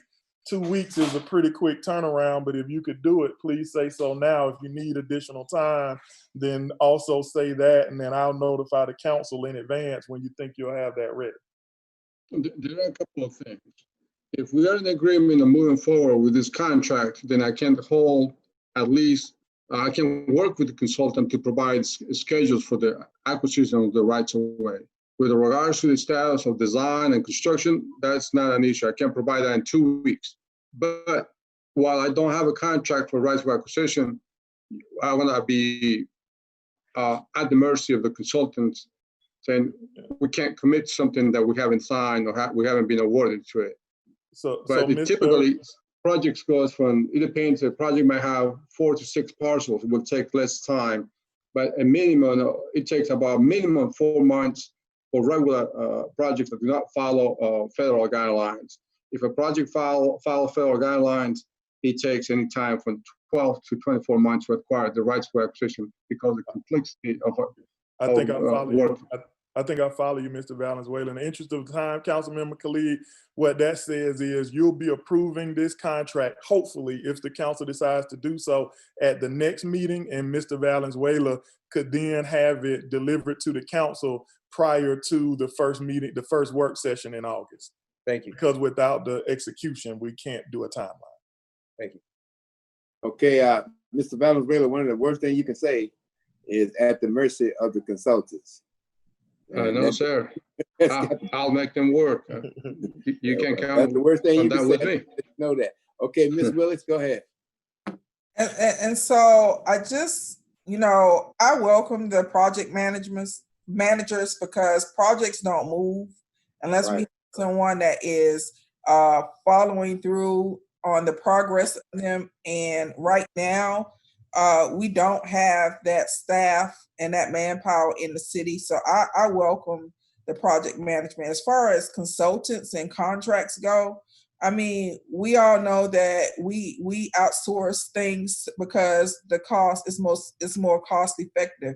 We don't have, if we had to pay benefits, if we had to have buildings, or we had to have employees, we had to have equipment. We had all of that stuff we have taken into consideration when we brought Public Works over from the county. And I wish, like anybody else, that we could have our own employees, but until we get there, I mean, we're here. And I don't like, I wish we had our own employees, but until we get there, we got to do the most cost-effective thing for our city, and we got to move these projects along. Some of these projects we've been waiting on for almost a decade. So I welcome the project manager, and I welcome to do whatever we have to do to move these projects along. Thank you. Thank you. Councilmember Rao, and we'll close here. Thank you. I too agree with the project managers. It may not be where we want to be, but like Councilwoman Willis said, it's just the current state of things. Also, isn't it not true that we just got the last allocation of T-SPLOS money from the county? And secondly, is my question, or to follow up on something Councilman Khalid said, when this graphic comes back, because I think it helps educate the public that these projects take place in phases. And so if we're in the design phases versus the construction phase, to make some kind of visual so that the public understands, we're in stage one. I think he gave the perfect example with the sidewalks. We've been talking about those sidewalks for a long time. Where they're at step one, they have 3 other phases to go to. And I think if we present whatever that graphic looks like in a way so the public can understand how it's moving along the continuum, that will be very important. Okay. All right. Thank you very much. Madam Clerk, next item, please. Next item is number 4, council discussion on contract for Culvert at Cascade Road over branch of Utoy Creek, procurement.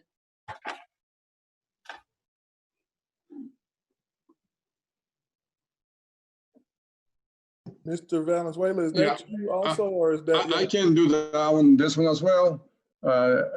This was an ITV for Cascade Road over branch of Utoy Creek. The city of South Fulton bid this project about 45 days ago. We bid it out for 30 days, and we received a good number of bidders on the project, and we feel comfortable with the lowest responsive bidder. As you can see on page 5 of the presentation, all the bidders that provided the bid for the Cascade culvert replacement. And it is our recommendation, as well as procurement, to recommend AM construction at $1.305954.38 to proceed with the construction of the culvert replacement at Cascade over Utoy, over branch of Utoy Creek. Okay, let me ask a question. Is this another culvert thing on Cascade Road? No, sir. This is the culvert where Cascade Road next to New Hope Road is closed when we detour there. Yeah, okay, that's the one that's closed, right? Yes, sir. Yes. This is what we're talking about. Yes, that's correct. Well, I'm going to say this about that. I am so sick and tired of people asking me, when are we going to be finished with that project? I mean, everybody, I mean, you talk about the dates, like Mr. Khalid said, we've given 3 or 4 dates on this deal. So it's what we're doing now brings this deal to conclusion. So it helps us get there, Mayor. So we didn't have the funds. We went and got some from GDOT, and now you've got to procure the services to fix it. So this actually starts the work. If this is approved by council at the next council meeting, then we can start the work. Okay, now, Mr. Valenzuela, I have Yes, sir. earlier. Just to add to, yeah, wait a minute, hold up, let me talk. I had it in writing earlier, what all had to be done and when it was going to be a completion date. That is the stuff that I shared with the community. And we have been way past that. So what I would like to see is, I would like to have a date of completion that makes sense. you will have that date, sir, as soon as this is approved. We will work with the construction agreement with procurement, and I will not hesitate to issue the notice to proceed as soon as the contract is in place. I would like also to bring it up to your knowledge that the funding for this project is from LMIG 2019, LMIG to 2020, and URA funds that adds up to the 1.305954.38, which is listed on page 4 of the presentation. Yeah, and May, I do want to jump in here because we're kind of pointing at Mr. Valenzuela, who this was not in his control. So let's remember that this is an emergency situation that occurred in the city where we had absolutely no funding for capital projects. And so the reason he provided a project plan to be able to implement the repairs, but without any funding allocated, we went with our hands out to GDOT and negotiated both a grant as well as additional funding. And so now they have provided us the funds. So he has thus completed the procurement and can move forward. But without any funding for this project, it has sat stagnant despite the best efforts of staff. So now that there is money in hand, we are able to implement quickly. But Mr. And I hear you, but my problem is, then say that. Don't give me a list of where you're going to be and how you're going to be, and I got to share that with constituents who are asking me every day, when is the project going to be over? I mean, we don't have any money. The answer is we don't have any money. Not that this litany of what day we're going to do this, what day we're going to do that, and it will be completed by this day. No one ever told me, Mr. Valenzuela never told me we didn't have any money. Well, so that's my issue. I hear what you're saying, Mr. Manager, but let's be fair with us as elected officials. I'm sure Catherine Rollins heard this too. Let's be fair with us as elected officials, as we have an opportunity to convey things to our constituents, and they look for us to know what we're doing. Yes, sir. I just want to correct the record, Mayor, and just provide a polite, humble reminder that remember, after we set those dates, remember the memorandum that I provided that said GDOT was not able to fund it under the same program, and they were providing us new funding sources. That was actually related to this project. So when they notified us of the funds not being provided in the time frame, we actually did provide a brief update to the council. I think we specifically gave an update to Dr. Rouse. I know if she wants to chime in, she can. She's up. But we did provide a brief update to the council on this delay in receiving the funds. But now we got the funds. Can we get a sensible completion date? Absolutely, yes, sir. Yes, Okay. Yes, sir. Yeah, I mean, honestly, I mean, Mr. Valenzuela will tell you, I asked about this project on a regular basis, and that's what I was mentioning before. We didn't have the T-SPLOST monies for all of these, which is why I think Mr. Donald has said, you're getting all this at once, because they did not have the money. Once they came over from the county, they could begin to move forward. You're not going to commit to anything without money. I agree with that. Tell us on several occasions. The staff told us several. Yeah. All right. Just, we have committed on the ITV, and we have put a very aggressive schedule for completion. We have given them 6 months to complete this project. And Well, we go into contract very quickly, I want to ensure that we can knock this off in 6 months. Well, I'm sure that all of us would like to have a copy of that. All right, any further remarks? Thank you so much, Madam Clerk.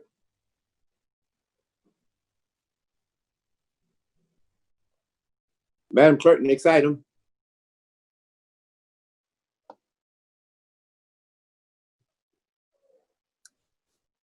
Can you all hear me? Yes, we can. Okay, Madam Clerk, next item, please.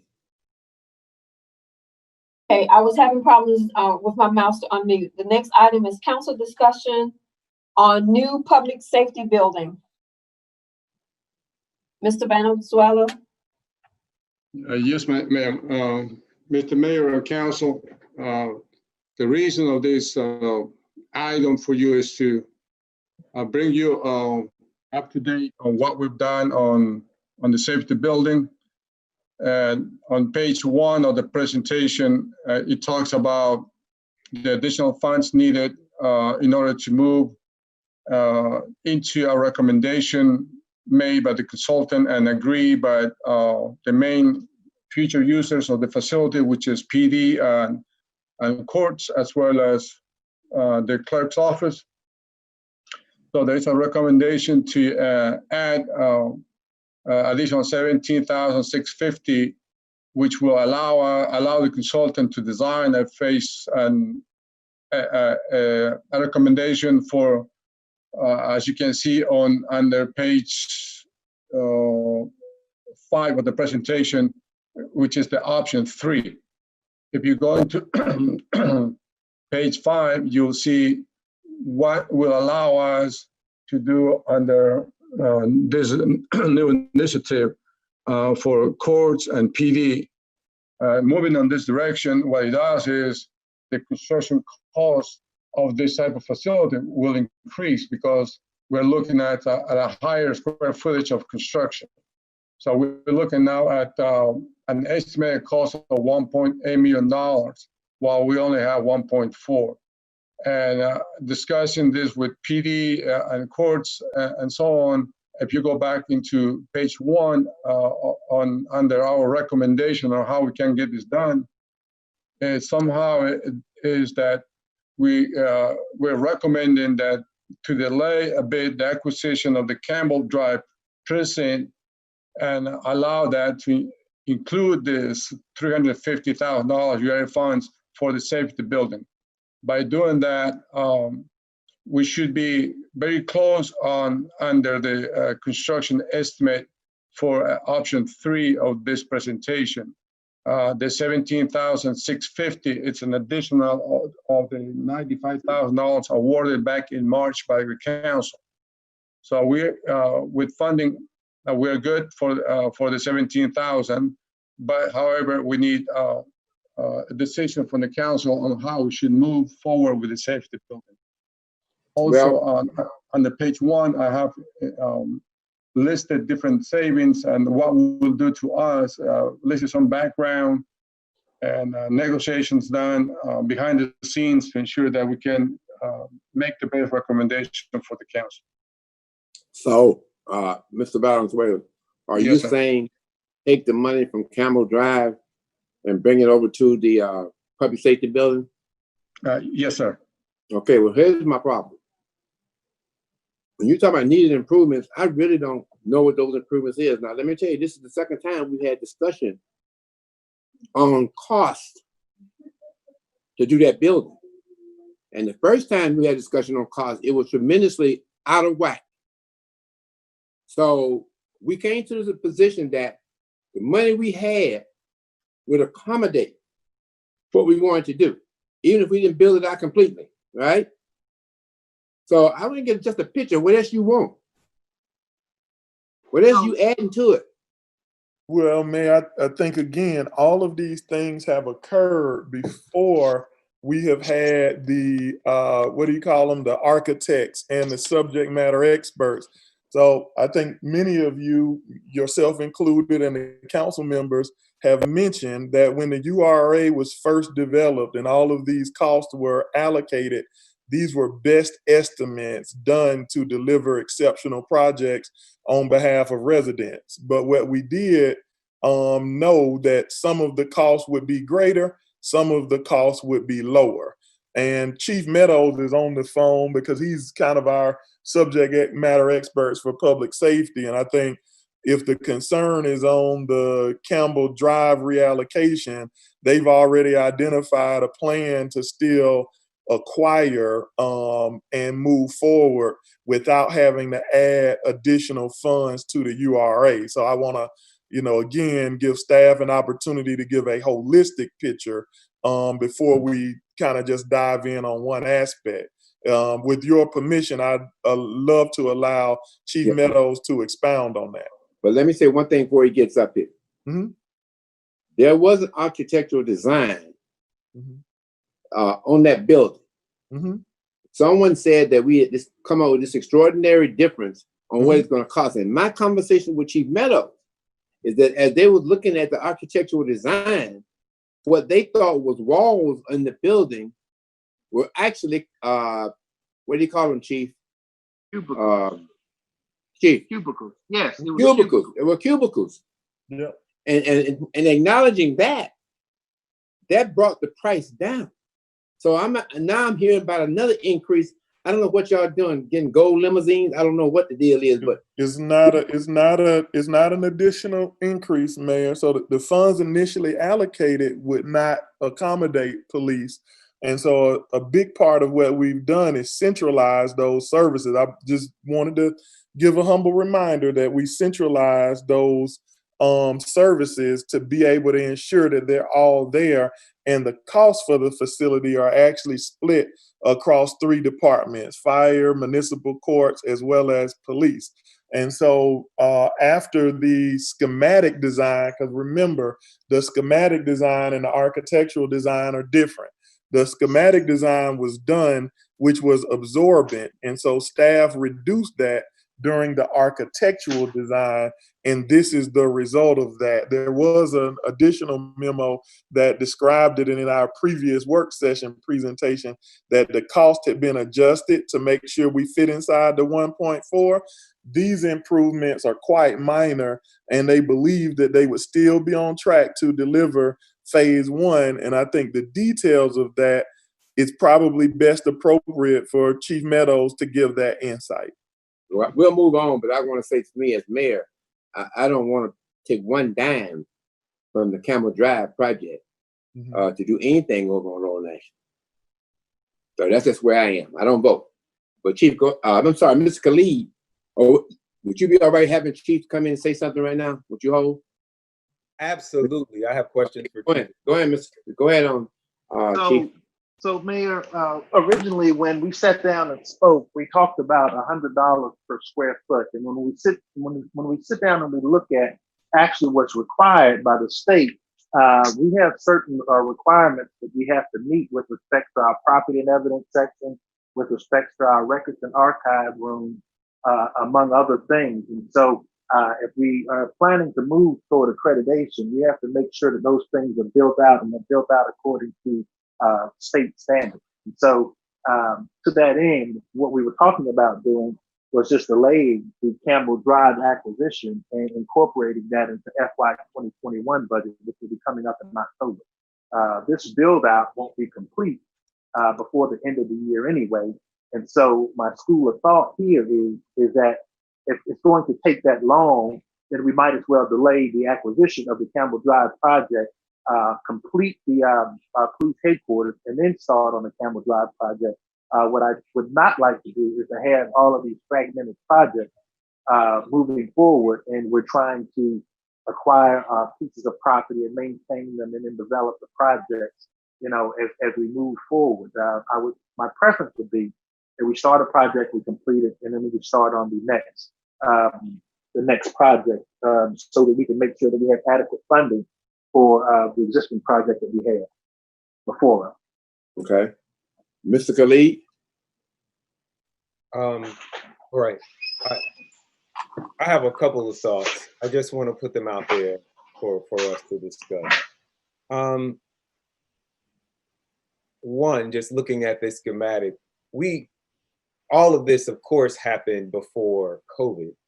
And I'm not even sure that half the people that are supposed to be sitting in this building will be sitting in this building for the next 12 months, particularly when we talk about our courts.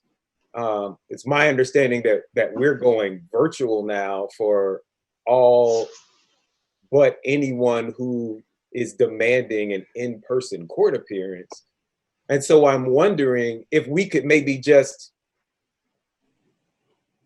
delay all of that. I won't say cut it out, but like, could we delay all of the expense of even building a courtroom if we're going to be virtual for the next 6 months? And maybe we could be virtual longer than that.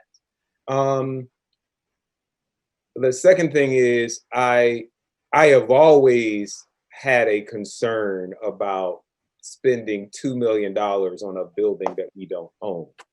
And if there is in this COVID era a way to get this accomplished with a smaller footprint, and I don't know how contractually obligated, what reliance we have on this, but I think it might be worth exploring spending this money to buy a smaller building, considering that many of the people and services that we were anticipating being in this building won't even be in the building. We hold that portion of the conversation for closed session, since it does involve real estate and other. Yeah, we can. And then the last thing that I would say is, I understand that there was a presentation, or their discussions about a town center on Camp Creek, which I am actually all for. And so that also is just, that is also a concern that I'm thinking about, if this is just a wise investment of resources, if it's going to be temporary, if it's going to be empty, and if we are planning to build something permanent elsewhere. So that's I'm just concerned about the numbers that I'm seeing now. And just to be clear, is the total price of this venture now, all inclusive, at 1.8 million still, or is it? Mr. Khalid, Can I? yes. Mr. Khalid, would you mind holding that for litigation for us? Sure. Regular session. Yes. Okay. All right. We'll end with Ms. Willis. Hello, thank you for recognizing me. I'm totally against moving any funding from the Camel Road project. I have been very patient while everybody has been getting their police precincts and getting their public safety buildings. At first it was 1, then it was 2, then it was District 4, then it was supposed to be the Old National Corridor. I mean, I have been patiently waiting. And so no, I'm not for taking the funding away from what is supposed to, the public safety building in District 3 and putting it anywhere. And especially when the building in District 3, we are in negotiations to acquire, not lease, but acquire. And so, and I don't know how long the Fulton County Housing Authority is going to wait for us to acquire that building. At least we will own that building. And so, and it will cost less than $1 million to even renovate that building. So we can't afford to renovate that multi-million-dollar building on Old National. Then why don't we go ahead and acquire the building that we will own as a city on Campbell Road, and then put our money in that building and wait until we can do better. Thank you. All right. Thank you so much, Madam Clerk. Oh, one more thing. And I would take money away from the Bearcat funding before I allow the money to be taken away from Camel Drive. Okay. Thank you, Ms. Willis. Next item, Madam Clerk. Next item up for discussion is council discussion on operational overview and impact fees of community development and regulatory affairs. Ms. All right. Cummings. So council members, in the absence of the director, deputy director Cummings, is going to just provide you some insights to some of the new activities taking place that you've inquired about in community development and regulatory affairs, as well as introduce a brief conversation of looking at impact fees within that department, which I think you've also inquired about. And so I'll turn it over. I think she's joined us. Are you here and unmuted? I am. Got it. Your show's yours. All right. Good evening, council and mayor. My name is Christina Cummings, and I currently serve as your deputy director for community development and regulatory affairs. I prepared a short presentation for you that should have been in your slide. And so in the interest of time, I won't necessarily read those slides, but if the city clerk could actually put the slide deck up, I would advance and kind of go through, because there are some metrics that I was able to pull out that I think would be of particular interest to you.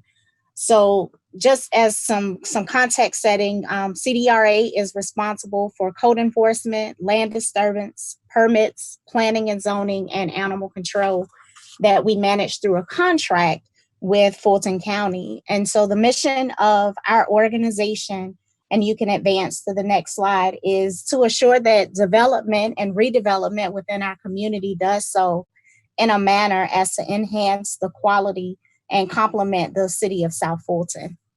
Next slide, please. So one of the things that I wanted to highlight was really what we do and why we matter. So we're a revenue generating department within the city of South Fulton, and it helps to ensure that the residents maintain an excellent quality of life. We're customer focused professionals. We care about being efficient and responsive to our stakeholder needs. And ultimately, we're a compliance office that maintains and upholds the law and the regulatory compliance of our city. Next slide, please. So I pulled this report from Edmonds to kind of visualize to you kind of what our financial impact has been from October of 2019 to June of 2020. And as you can see, within that short period of time, within about 9 months, we have generated over $3 million for the city of South Fulton. Next slide, please. So some of the things that are new within our department is I have been working in concert with the city manager's office to get the city established as a HUD entitlement community or participating jurisdiction. And so what we have established and determined in a partnership with HUD is that the city by right would be eligible for about $500,000 in community development block grant funds. And so HUD is very prescriptive on what you can use those dollars for, but they will allow the city to be able to address some of your infrastructure need. It will augment some of the city's financial capacity, and it really multiplies our impact of some existing programs. Next slide, please. So what's our process and our next steps? So you should have received a package from the city manager's office that provided you with a draft document called a consolidated plan. And in that consolidated plan, it is a strategic compliance document that really lays out how the city will allocate its funds in big buckets over the next 5 years. So the way that I was able to kind of pull that document together, it's a 160-page document within less than 2 months, was I used some existing plans that the city already had, your economic development plan, your strategic plan, as well as some data that was available through HUD's website from Fulton County. And I had to kind of disaggregate some of that data so that we could get those numbers and those projections into that plan.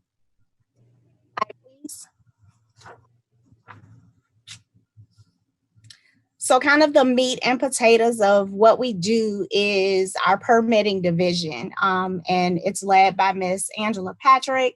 Her team is Miss Felicia Blair, Mr. Mark Battle, and a new hire that joined our team about 2 weeks ago, Miss Maisha Jordan. Next slide, please. So I had this graphic pulled together so that you can see, even since we've implemented SAGES, which is our online permitting system, our permit productivity has gone up triple. We went from 51 permits in April to 251 permits in June of 2020. Next slide, please. And just to kind of give you a snapshot, this is just that same time period of fees that we've actually collected using the SAGES portal in order to collect fees and be more efficient. Next slide, please. So basically from our performance, you can see that in SAGES, we're up about $222,000 over this same time period from last year. And we anticipate that those metrics and those numbers will go up the more that we are comfortable with SAGES. We get more functionality and more features integrated into SAGES. We should see those productivity numbers continue to trend upward. Next slide, please. So our engineering and land disturbance division is led by our chief engineer, which is Mr. Bennett White. We have another professional engineer, Mr. Eric Glover. We have an arborist, Mr. Stanley Domingo, and two land inspectors, Mr. Michael Franklin and Mr. Adams. Next slide, please. So really quickly, from this fiscal year, we've issued 20 land disturbance permits. Some of those permits, it includes a development for a 91,000 square foot retail space that includes a grocery store. We have permitted a potential hotel, and this is our economic development activities that we really support as the engineering and land disturbance team. Next slide, please. So in terms of our plat activity, we've issued either 13 plats or plat revisions within this fiscal year. We've that accounted for about 297 residential lots. And then the future home value of those homes is about plus or minus about $66 million. Next slide, please. So our code enforcement division is led by Mr. Brian Morris. He has some senior leadership. I won't go through all of those names in the interest of time because that is one of our biggest divisions, but I thought it would be important to put their names there so that you know who are the members of our team that are serving the city. Next slide, please. So what we do daily in code enforcement, you can see our mantra is kind of education before citation. So what we want to do and what I want to bring to your attention is from 2019 to 2020, it looks as though we've had a drop in the number of citations that we've issued. And that is on purpose because we are getting people into compliance before they actually get to the point of their citation. Next slide, please. So this is an aggregate over the years since South Fulton has been a city, how much money we've collected in code enforcement from those fines. Next slide, please. So Code Board and our liens levied and the value of our liens in the aggregate over the years is about $1.6 million. And I'd encourage the council to think about this as an escrow account because no action can be taken on that property without our lien being satisfied. So it may not happen immediately, but we will receive those dollars at some point in the future. Next slide, please. So what that means is that we have a blighted and nuisance abatement program that we will finally be able to stand up and take these property owners through a 45-day judicial and REM process. My office has been in partnership working with the city attorney so that we can do the title searches on these properties so that we can legally take possession of them and try to encumber those funds so that we can go on and get the properties demolished. And so I saw a yay from the chat box. So I'm sure that you all are excited about that news. Next slide, please. And I see that my timer is going down. So I'm almost at the 10-minute mark.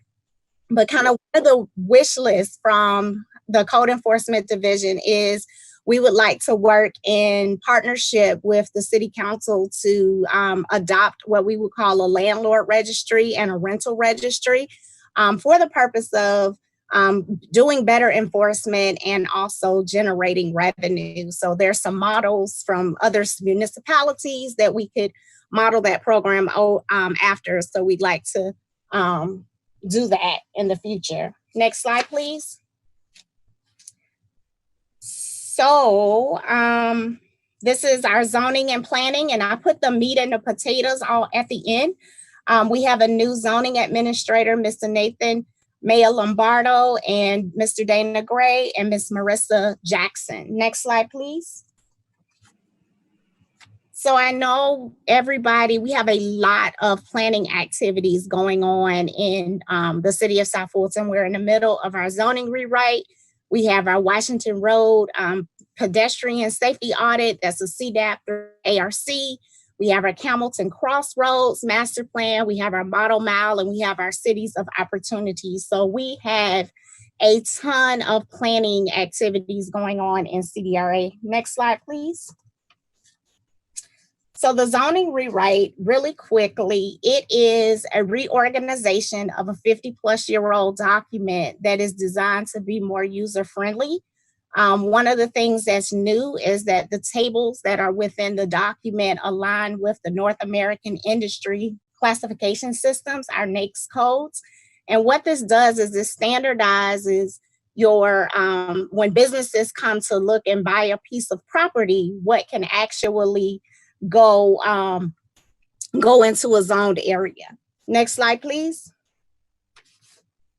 So impact fees. This is another hot button, and what we have decided, impact fees, of course, are those one-time fees that can be charged to land developers to help defray the cost of expanding capital facilities in order to serve the new growth in an area. So a lot of this is governed by the state annotated code of 36-71-1. And so the way that we have decided to approach impact fees so that we can be better stewards is to align it with our comprehensive planning efforts that will happen and commence in October. This way we will be able to ensure that we get that capital improvements element into our plan. Next slide, please. And I think I'm done. And so thank you all so much for your time. I tried to cut as much as I could in the presentation. So I'll entertain any questions. Thank you so much, Mrs. Councilmember Willis. Councilmember Willis. I'm coming. I was getting off of mute. So there is a gas station that opened up on in my district, Campbellton Road in 92. And I have been asking for years, like, who's the owner? Like, who, we knew it was coming, but at one point we thought it was a quick trip. Then it's not a quick trip. It's a Circle K, and then it was that's built right next to it. Is there any way that you can give that information to me, or give me the information so we can get it out to the community and also the director?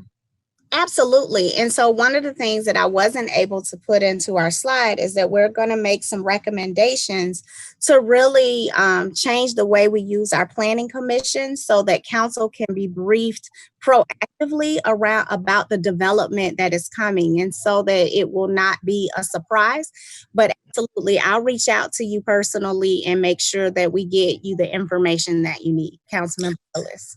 And I want to tell you, thank you very much. It's very professional and informative presentation. I mean, I've been asking for something like this since I've been elected. And so for 3 years, and I just want to tell you that all the bells and whistles, and if you could just do that, that's just one constructive piece of feedback I want to give you, because I think most of us have been longing for that. A lot of times things are built in our community and we have no idea it's coming, and we have no idea who's behind it, and we would like to not only know it so that we will have awareness of what's coming, but we would like to give them a welcome, to our community, a true welcome to our community. Thank you. Okay, thank you, Ms. Willis. Councilmember Reed. Yes, excellent presentation. I wish we could have afforded you a little bit more time to give the entire presentation.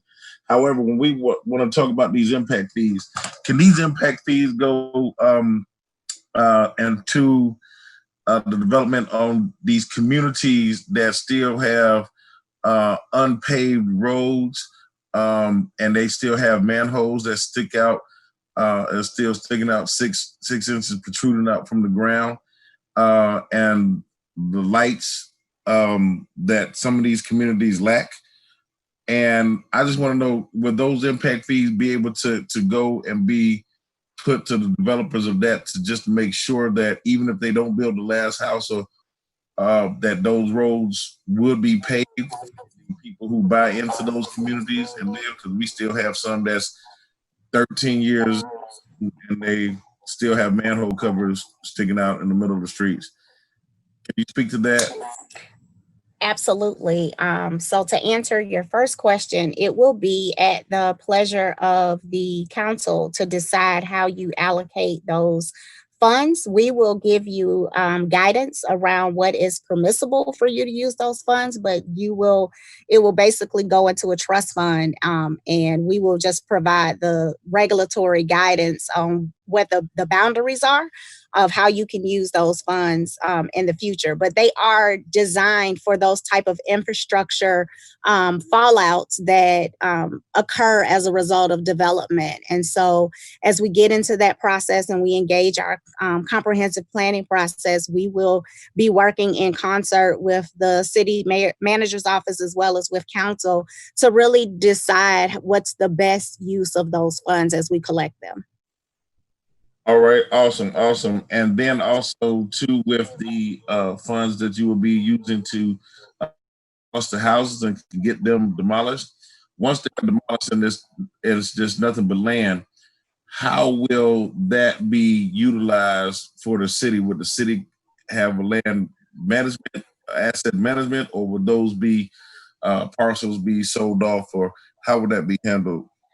So, from my experience, it could happen a couple of ways, and I may defer to the attorney to help me with that. But depending on where we are in our position on that lien, it would determine if we may take full control over that parcel. And if we do, we have an opportunity to work with like a community land bank or a land trust if you wanted to make sure that those parcels could go be redeveloped. And then the land bank would put those out for RFP, and they would go, of course, to the most qualified developer, and then they could redevelop those parcels and bring them back on the city's tax rolls. Ms. Cummings? Yes. 5-star presentation. Thank you so much. Thank you. Okay, Ms. Cummings, just to piggyback on what Councilmember Reed said, how are you, because a lot of the things she's talking about with the manholes has come from the fact that Fulton County released bonds before they needed to. Mm-hmm. What is going to be our process for releasing a bond? So that's a very, very good question, because that was one of the questions that I asked when I came to the city, was did we have a standardized process for releasing a bond? And so I'm going to work with my engineering team to make sure that we tighten up those systems and come up with a good codified sound process before we release those bonds, so that we don't have that fallout, because we find that there's so many projects that went under or that they were defunct, and now we're, we have the fallout of that. So we're going to get us a tight process, and as soon as we have it prepared, we will make sure that we share that with your office, Mayor, as well as with the council.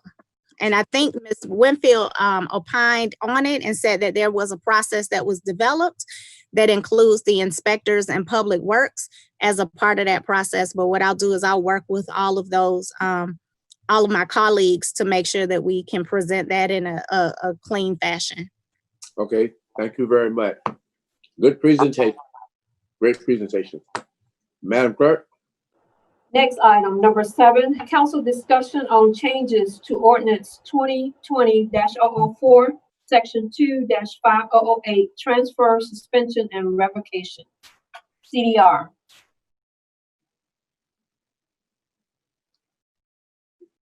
CDR. Christina. I'm here. I just had to unmute again. I'm sorry. This paper would essentially close a loophole that we have in our ordinance that basically only speaks to a few defined moments when you can deny a business license or it can be revoked. And it really gives that authority only to the finance department. And so what we're trying to do is to strengthen the language within that ordinance and within that code to say that if a developer or if a business owner is out of compliance with the EPA or any other cross-cutting regulations or any other sections of the code, that we would be within our rights to deny that business license at the application phase. And so you should have gotten a briefing packet with some legislative bullet points. And then I will also have the city attorney opine as they help draft the legislation. Girl, you looking good right now. Ms. Garvin? Yes, sir. I said, you looking good right now. Well, thank you, sir. Policy-wise. Let me get Councilmember Khalid in. Go ahead, Mr. Khalid. A follow-up question about that. So, as a hypothetical, if a developer, if a developer is guilty of violating regulations in one place, would they be barred from any other business licenses in the city? That is the intent. Okay, no, I'm with it. I just wanted to make sure. Yeah, that's the intent. Okay. Well, thank you again. That's great news for us to hear. Madam Clerk, next item, please. The next agenda item is number 8, council discussion on the 2020 Fall Youth Athletics COVID-19 concerns, Park, Recreation, and Cultural Affairs. 10 minutes.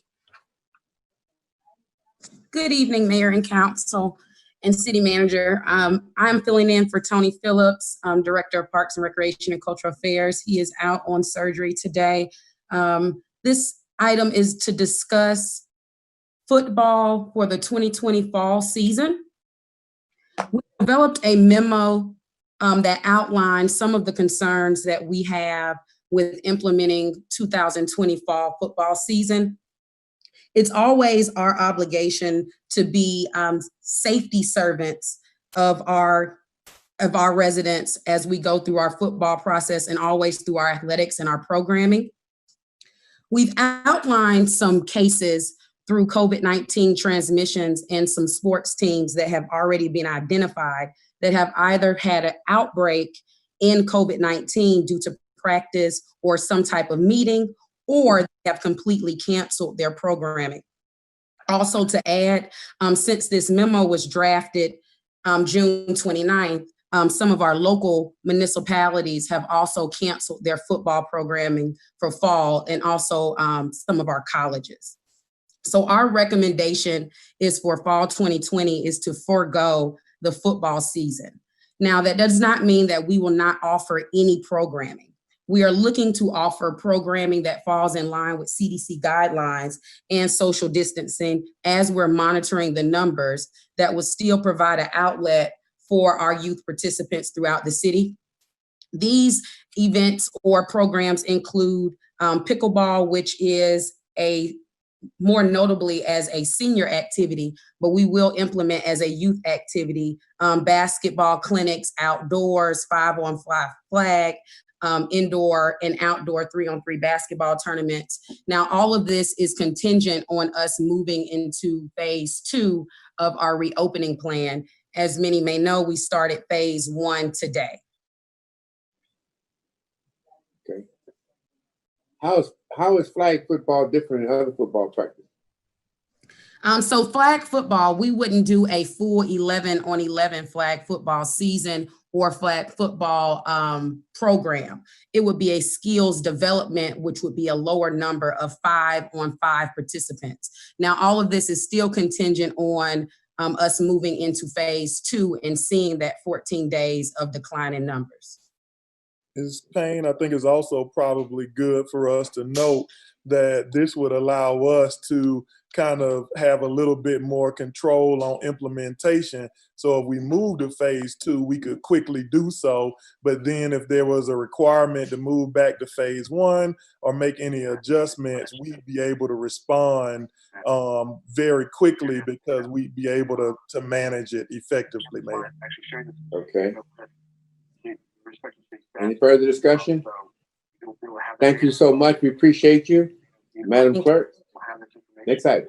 Next item is council discussion on COVID-19 protocols and activities. City Manager. Yes, and I apologize. I've got some work going on at home because I've had a flood, so you may hear a little something in the background, which should be minor, but this is just kind of highlighting. I sent some information to you regarding our overall plan of action for coronavirus testing, along with an email today that has some feedback. Most of the discussion is around personnel, and it's probably more appropriate for closed session. But what I would say is that we are well on our way to implementing testing. And we put the plan together. We've also included, and one of the things that I just wanted to highlight to you is one of the things that we put in place is not just staff testing, but additional regional testing that has not been completed as of yet. And so we will be presenting those regional opportunities for public and staff testing to ensure that everyone complies. Has not been completed yet because we've had quite a few partners. I think the mayor forwarded a recommendation from Aerotropolis, and then we've had some other partners as well. And so because of that, we are prepared to move forward, but there are some challenges that I think I've provided in writing, not appropriate to discuss in public setting, but do think we need to look at it in closed session. And I would just ask that both risk and HR be able to participate as they've been leading this charge for us. Hey, any discussion? Okay, thank you very much, Madam Clerk. Next item. Next item is council discussion on Grow Box Initiative. City Manager. All righty. So sent some preliminary information on this, but wanted to start by applauding kind of our three-headed monster on this initiative, Mr. Gary Leftwich, who is on and will speak, Ms. Cummings, who you've heard from, and Ms. Payne, who you've heard from, all who serve basically as deputy directors, and just kind of wanted to highlight the very deep bench that we're developing in the city of qualified, talented folks with very new and great ideas. And so very recently, the council, along with some of our citizens, have really talked about the importance of providing or mitigating food shortages. And so during really the last week, probably in the last 3 business days, we have been approached by 2 organizations, one of which is sponsored by Arby's and the other is a farm that is, and I'll let staff confirm, but I believe District 4, Miller City Farms. And so between the 2, we have developed 2 programs that helps to support mitigating food shortages. One of these efforts, the Grow Box Initiative, already exists. It's not a City of South Fulton program, but it is one that supports our residents. So I will turn it over to the staff members, but I would just highlight that we'll be providing about 200 boxes with soil, seeds, and instruction delivered under the city's purview on how to manage a small garden for 200 city residents, being coordinated in partnership across CDRA and Parks, Recreation, and Community Affairs. And the communications efforts are being led by Mr. Gary Leftwich. And so again, just wanted to highlight this dynamic group of folks who came up with an idea, ran with it, and have benefited our citizens. And their hope is to introduce this pilot and then hopefully compel all staff and council to kind of expand the program if deemed appropriate. And I just note that those 200 boxes actually cost less than $7,000. And so we feel like it's a really good investment. And so Ms. Payne and Ms. Cummings and Mr. Leftwich, I'm not sure who would like to go first, but I'll turn it over to you. Okay, Ms. Cummings, I'll let you lead with kind of the high level overview. If she can get unmuted. I think I was able to unmute. Okay, there you are.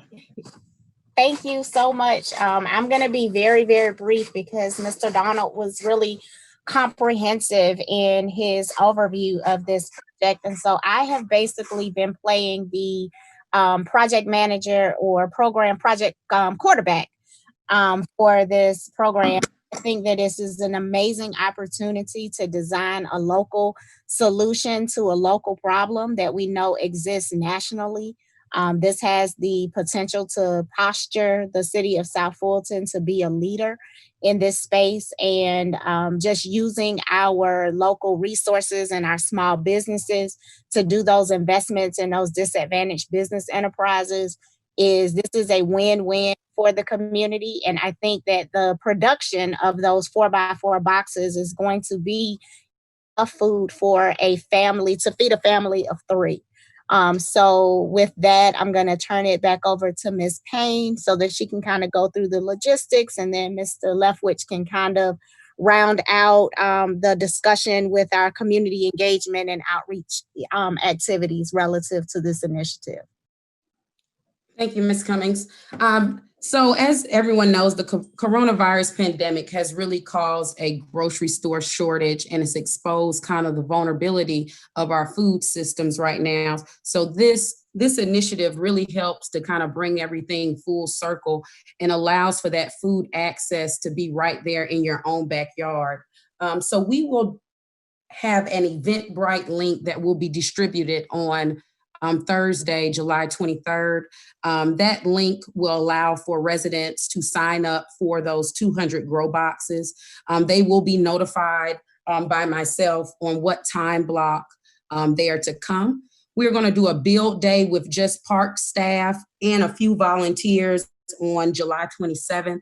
That's going to allow for us to, one, do a training and teaching moment for some of our park staff on how to maintain boxes just in case they get any questions, and to kind of be a launching pad for this program in the future so we can have staff in-house that's trained to develop these boxes. We'll do this at park maintenance. Due to social distancing and the distribution, we're going to do a pre-recorded build demonstration with Miller Farms that we will post online for our residents to follow along once they receive those grow boxes. And they will receive those grow boxes on July 30th through a drive-through, very similar to what we do with our food distribution at Welcome All. Any questions? Yeah, listen, let me ask a question. Mm-hmm. Has anyone reached out to the South Fulton Master Gardeners? Yes, Mayor. So in the, in the piece, The Community Garden with Arby's, it was brought to us by I Am a Father. And so they are looking for multiple, locations and partners. And so that this isn't finalized. Literally in the last week is when this effort was brought to us. And since it fit, we just kind of started moving on it. But the continued phase, and I think I don't want to take credit from, I don't know who actually came up with it, but either Ms. Payne or Ms. Cummins came up with the moniker of South Fulton Grows to ensure that we are inclusive of all farming and community garden type partners. And so the one you mentioned is included, but there are actually two other organizations, one of which provides the, oh my goodness, the mini farmers market that pops up. And so all of those folks have been kind of being brought into the loop. But again, just kind of been about a week or so since they came up with the idea, and we didn't want to miss an opportunity to bring it before council before anything actually moves forward. Well, this, the reason I mention that because they've been around a long time, and they're in District 3, right behind the Tennyson. They have grow boxes over there too. So I just want to make sure that they are inclusive. Yes, Mayor. We have been in contact with the Master Gardener over there, Miss Gail. Gail Johnson, yes. Yes, to also launch some programming over there. We had a meeting about 2 weeks ago with South Fulton Master Gardeners as well as the UGA Extension Program about implementing some programming moving forward around South Fulton Grows as well. Okay. Mr. Khalid, I see you.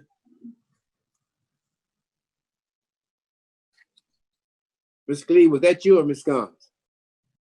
Yeah, that was me. I did want to say just, and I'm sure if you're already talking to Willie Miller City Farms, they probably already put you in touch with these people. But at some point early on in our city, for the first couple of years, there was a South Fulton Food Policy Council, which was made up of a lot of the farmers in the area and people who are interested in urban gardening. So I would definitely include them. I would definitely include Pastor Hadari Williams and New Presbyterian Church. That's actually where we met, and they are very interested in these things as well. And lastly, I will say that we did. I do remember bringing Mr. Miller to council back in March to talk about this, and we did film some videos about grow boxes, which people can find at khalidcares.com/survive. Thanks. Okay, thank you, Mr. Khalid. Okay, Ms. Gums, are you in the queue? I didn't know whether. Yes, I did. I put myself in the queue. Also just wanted to know if you reached out. So you have a list of farmers that are in the South Fulton area that you have reached out to about this initiative, so it can expand citywide, correct? Yeah, so this is kind of like a pilot, and Mr. Khalid just mentioned it. So I'm sure you guys remember you had asked that we explore opportunities to combat food insecurity, kind of to summarize it. And the first person that he recommended, I think y'all were trying to get him on the agenda or something. I don't remember all of the details. You would remember more than me, but we wanted to be responsive. And so we reached out to him. Once we reached out to him, I think, Parks had reached out to some of the others, but also, folks have just been calling us on how to help. Anita Bond Hill actually reached out. I'm sure some of you know that name, and they do the the pop-up farmers market. And so again, we've been in contact with them. We've been in contact with just about anybody that we can reach or has reached out to us. And yes, it could be expanded, but again, we wanted to just be responsive and take advantage of the opportunity that exists currently with Miller City's Farms already doing the grow boxes, and then with Arby's already providing, I think they're giving the I Am a Father nonprofit $10,000 for a community garden, and they are just required to partner with the municipality. And so we haven't made it all the way down the road with that one, so we don't have enough information to bring back. But we figured if we label it as South Fulton Grows, then we can expand it every which way to encompass everyone. And so these are just the first two initiatives under South Fulton Grows. Does that make sense? It does. And I wanted to share that Georgia Tech is trying to expand their diversity and inclusion program. And this is one of their programs that they had pitched in regards to the agriculture and fostering Black farmers. So it would be great if we could put you in contact with that particular contact to see if we can expand with Georgia Tech, especially for students that are trying to get into this area of agriculture. Great. So if you would connect, you could send it directly to me and include Miss Payne and Miss Cummings, and we will make sure to make a connection. Definitely. Thank you.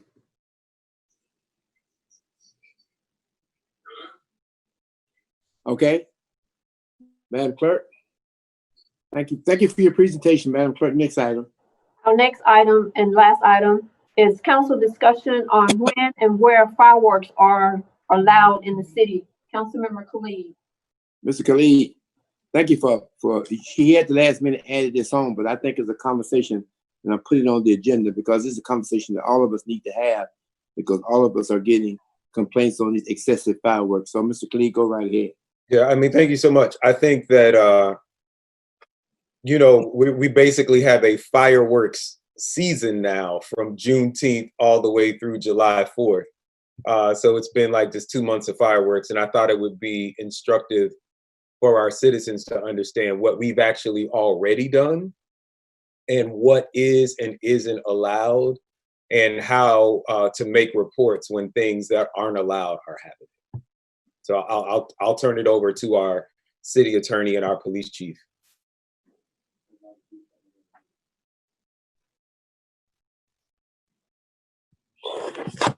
Hi, Councilman Khalid.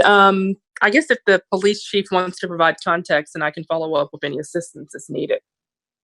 Well, if you could just talk about specifically what days are, it's my understanding, and so please correct me if I'm wrong, that there are only a few days out of the year where it's even allowed to be setting off fireworks, and that would be New Year's Eve and New Year's Day and July 3rd and July 4th or something like that?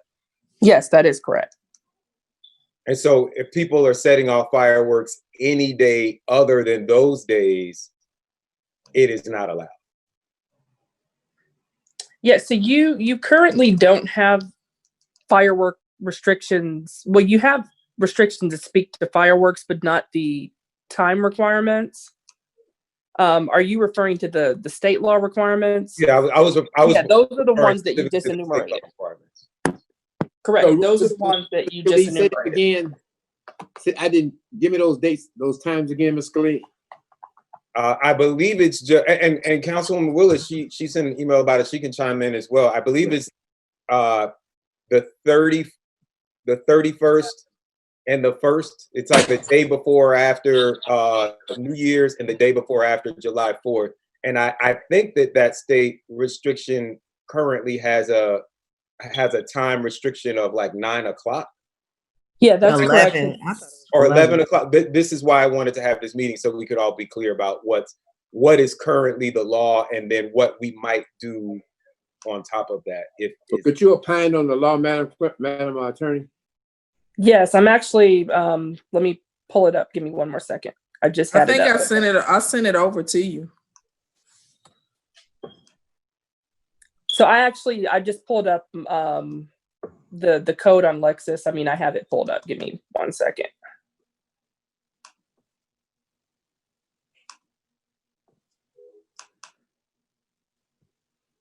Mayor, while she's pulling that up, can I be recognized? Go ahead. So I sent over Attorney Walker while you pulling that up. And thank you, Councilmember Khalid, for bringing this as a discussion on the agenda. And it was just a coincidence you sent it over because I was burning Chief Meadows' ears up on fireworks season. A lot of us get a lot of calls when they're shooting fireworks. And my concern is I know that we can't restrict people from shooting fireworks, and I know there's a time they can shoot it, but I would like to make our ordinance, if possible, and I sent this request over to you, Attorney Walker, and I sent it with the in consultation with Chief Meadows, and I've requested for feedback from Chief Sterling Jones. I would like to see our ordinance come into compliance with the state law, because I know we can't go below what the state law says. And I would like to see what is not in the state law and what the state law is silent on. I would like to see us put in our ordinance some distance requirements. I sent over some videos, I sent over some pictures where you have people shooting fireworks, even though it may be in their yards. These fireworks are bouncing off of other residents' homes. Residents are complaining that they're afraid that their house is going to be ignited. And so I would like to put some distance requirements on where these fireworks can be set off. And I would like to make sure that we strengthen our code to say fireworks cannot be ignited in city roads. There were a lot of people, and I showed you pictures of that were setting off fireworks right in the middle of our city roads. And so if any of these fireworks destroy our city roads, then they're not going to be held accountable to repair these roads. And this is fire they are lighting they're igniting in our city roads, and they're not cleaning up the litter. And so those are two things that I would like to ask Attorney Walker if we can do. Okay. Yes, Councilwoman. So as far as the city road, that is currently illegal. And there is a section of the current state fireworks law that says that it's unlawful to use fireworks, consumer fireworks, or any of the items that's defined in the state section as a firework within the right-of-way of any public road, public street, highway, or railroad of this state. So if people find people doing that, police officers are allowed to cite them currently under the state law for that. And then with respect to Councilman Khalid's question, just for clarification on when it's illegal or when it's not illegal, the state law allows people to use fireworks any day between 10 a.m. and 11:59 p.m. unless there is a municipal or a county ordinance that says for noise purposes that it's not required within a range within that time frame. So I think that's what you were referring to as far as having some type teeth to be able to regulate within that time period, whether or not you can do it or not. And you can say that it can't be done within that time period at all because of noise requirements, or you can, it's your discretion how you want to set it there. There are certain days that you cannot prohibit fireworks. And those days that you are not allowed to bar them are on January 1st, the last Saturday and Sunday in May, and on July 3rd and July 4th. The first Monday in September and December 31st, 10 a.m. to 11:59 p.m. So you can't put anything in place that would limit people from being able to do fireworks on during those times and dates. But can we put distance? Still can limit the time, right? During those times. You can limit the time with respect to any day. But those specific dates, there's about 8 or 9 dates that you can't limit the time. But any other dates, you can limit the time from that general 10 a.m. to midnight allowance. I just want to say, I'm glad to have this discussion also because, those fireworks going off at 12, 1 o'clock, 2 o'clock in the morning on any given day of the week. And so I don't know how chief is going to handle it or whatever, but it goes off more than you would think. Mr. Mayor. Yes, you My still have the question was floor, Mr. ne- my question was never answered.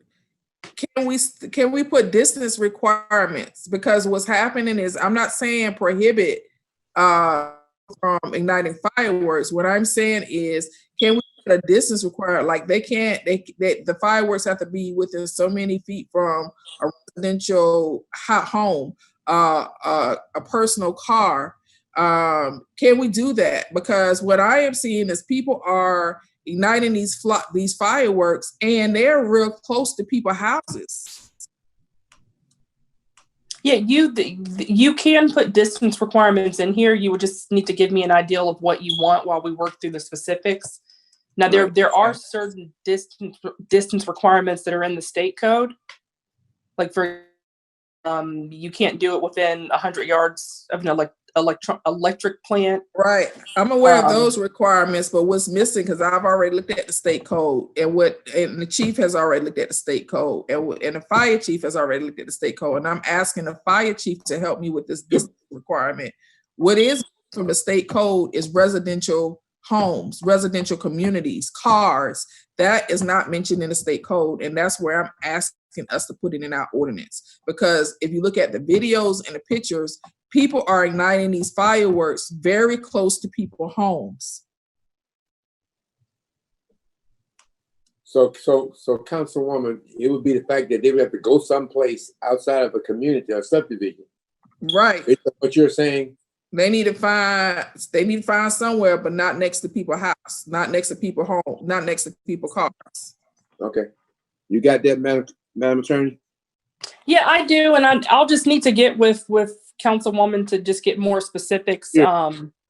Because just saying outside the home or the residential community, that's very broad, and it would just take further discussion with you to see what direction. Right. Yeah, I think you're right to do that.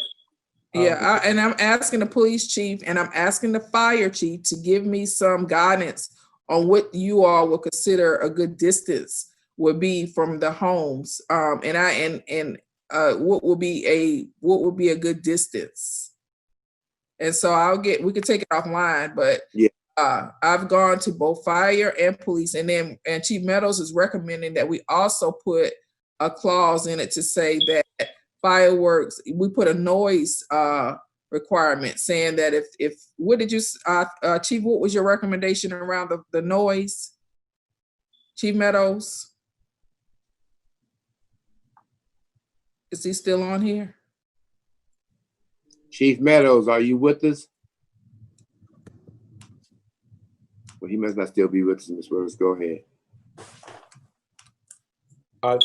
Chief Jones says that he'll research and provide guidance. And I'm in the queue if I could just talk one more time. I got you. I see you, Mr. Curry. Okay, are you finished, Ms. Willis? Yes, thank you. Okay, we'll end with Mr. Khalid. Go right ahead, Mr. Khalid. I would like Councilman Willis to work with you on that. I would like to see us restrict, if we need to do it through the noise ordinances, I would like to see us restrict it to just those days that are on the calendar, that are on the state's calendar, with the addition of the June 19th and June 20th. I also agree about the distance from homes. I live in a condo and I have people setting fireworks off in my driveway. So, wow. So yeah, I would love to work with you on that. All right. Okay. Yes, go ahead, Ms. Combs. I closed it out, but you can go ahead on and speak. I just wanted clarity. City Attorney, is Memorial Day in there as well? Because the fireworks do start a little bit early around May, the end of May. Yeah, they are. She said that. She did? Okay, I didn't hear. All right, thanks. All right. Thank you so much. Appreciate it. That ends the agenda. I'll entertain a motion for either adjournment or executive session. I move that we go into executive session for personnel, litigation, and real estate. Second. Who's the second? Baker. Baker? Okay. Baker. It's been properly moved and second. Any discussion? Hearing none, let's vote, please, Madam Clerk. Councilmember Rowell. Yay. Jones, Yes. Willis, Yes. Gilliard, He had to go, I think. She said she was gonna have to leave. Councilmember Reeves, Aye. Khalid, Yes. Baker. Aye. Motion passes. You should be getting the sign that says move into breakout room. All right. So I would like to make a motion that we adjourn executive session. I second. Whoever is fine. You're presiding, so you can't make the motion. Oh, well, somebody do it, please. Catherine makes the motion, I second. Right. I make the motion to adjourn from executive session. I second. To reconvene. Whatever we need to do. The motion to reconvene. Clerk, Madam Clerk, are you gonna? Councilmember Rao? Yes. Gums? Yes. Willis? Yes. Gilliard? She's gone. Reeves? Aye. Khalid?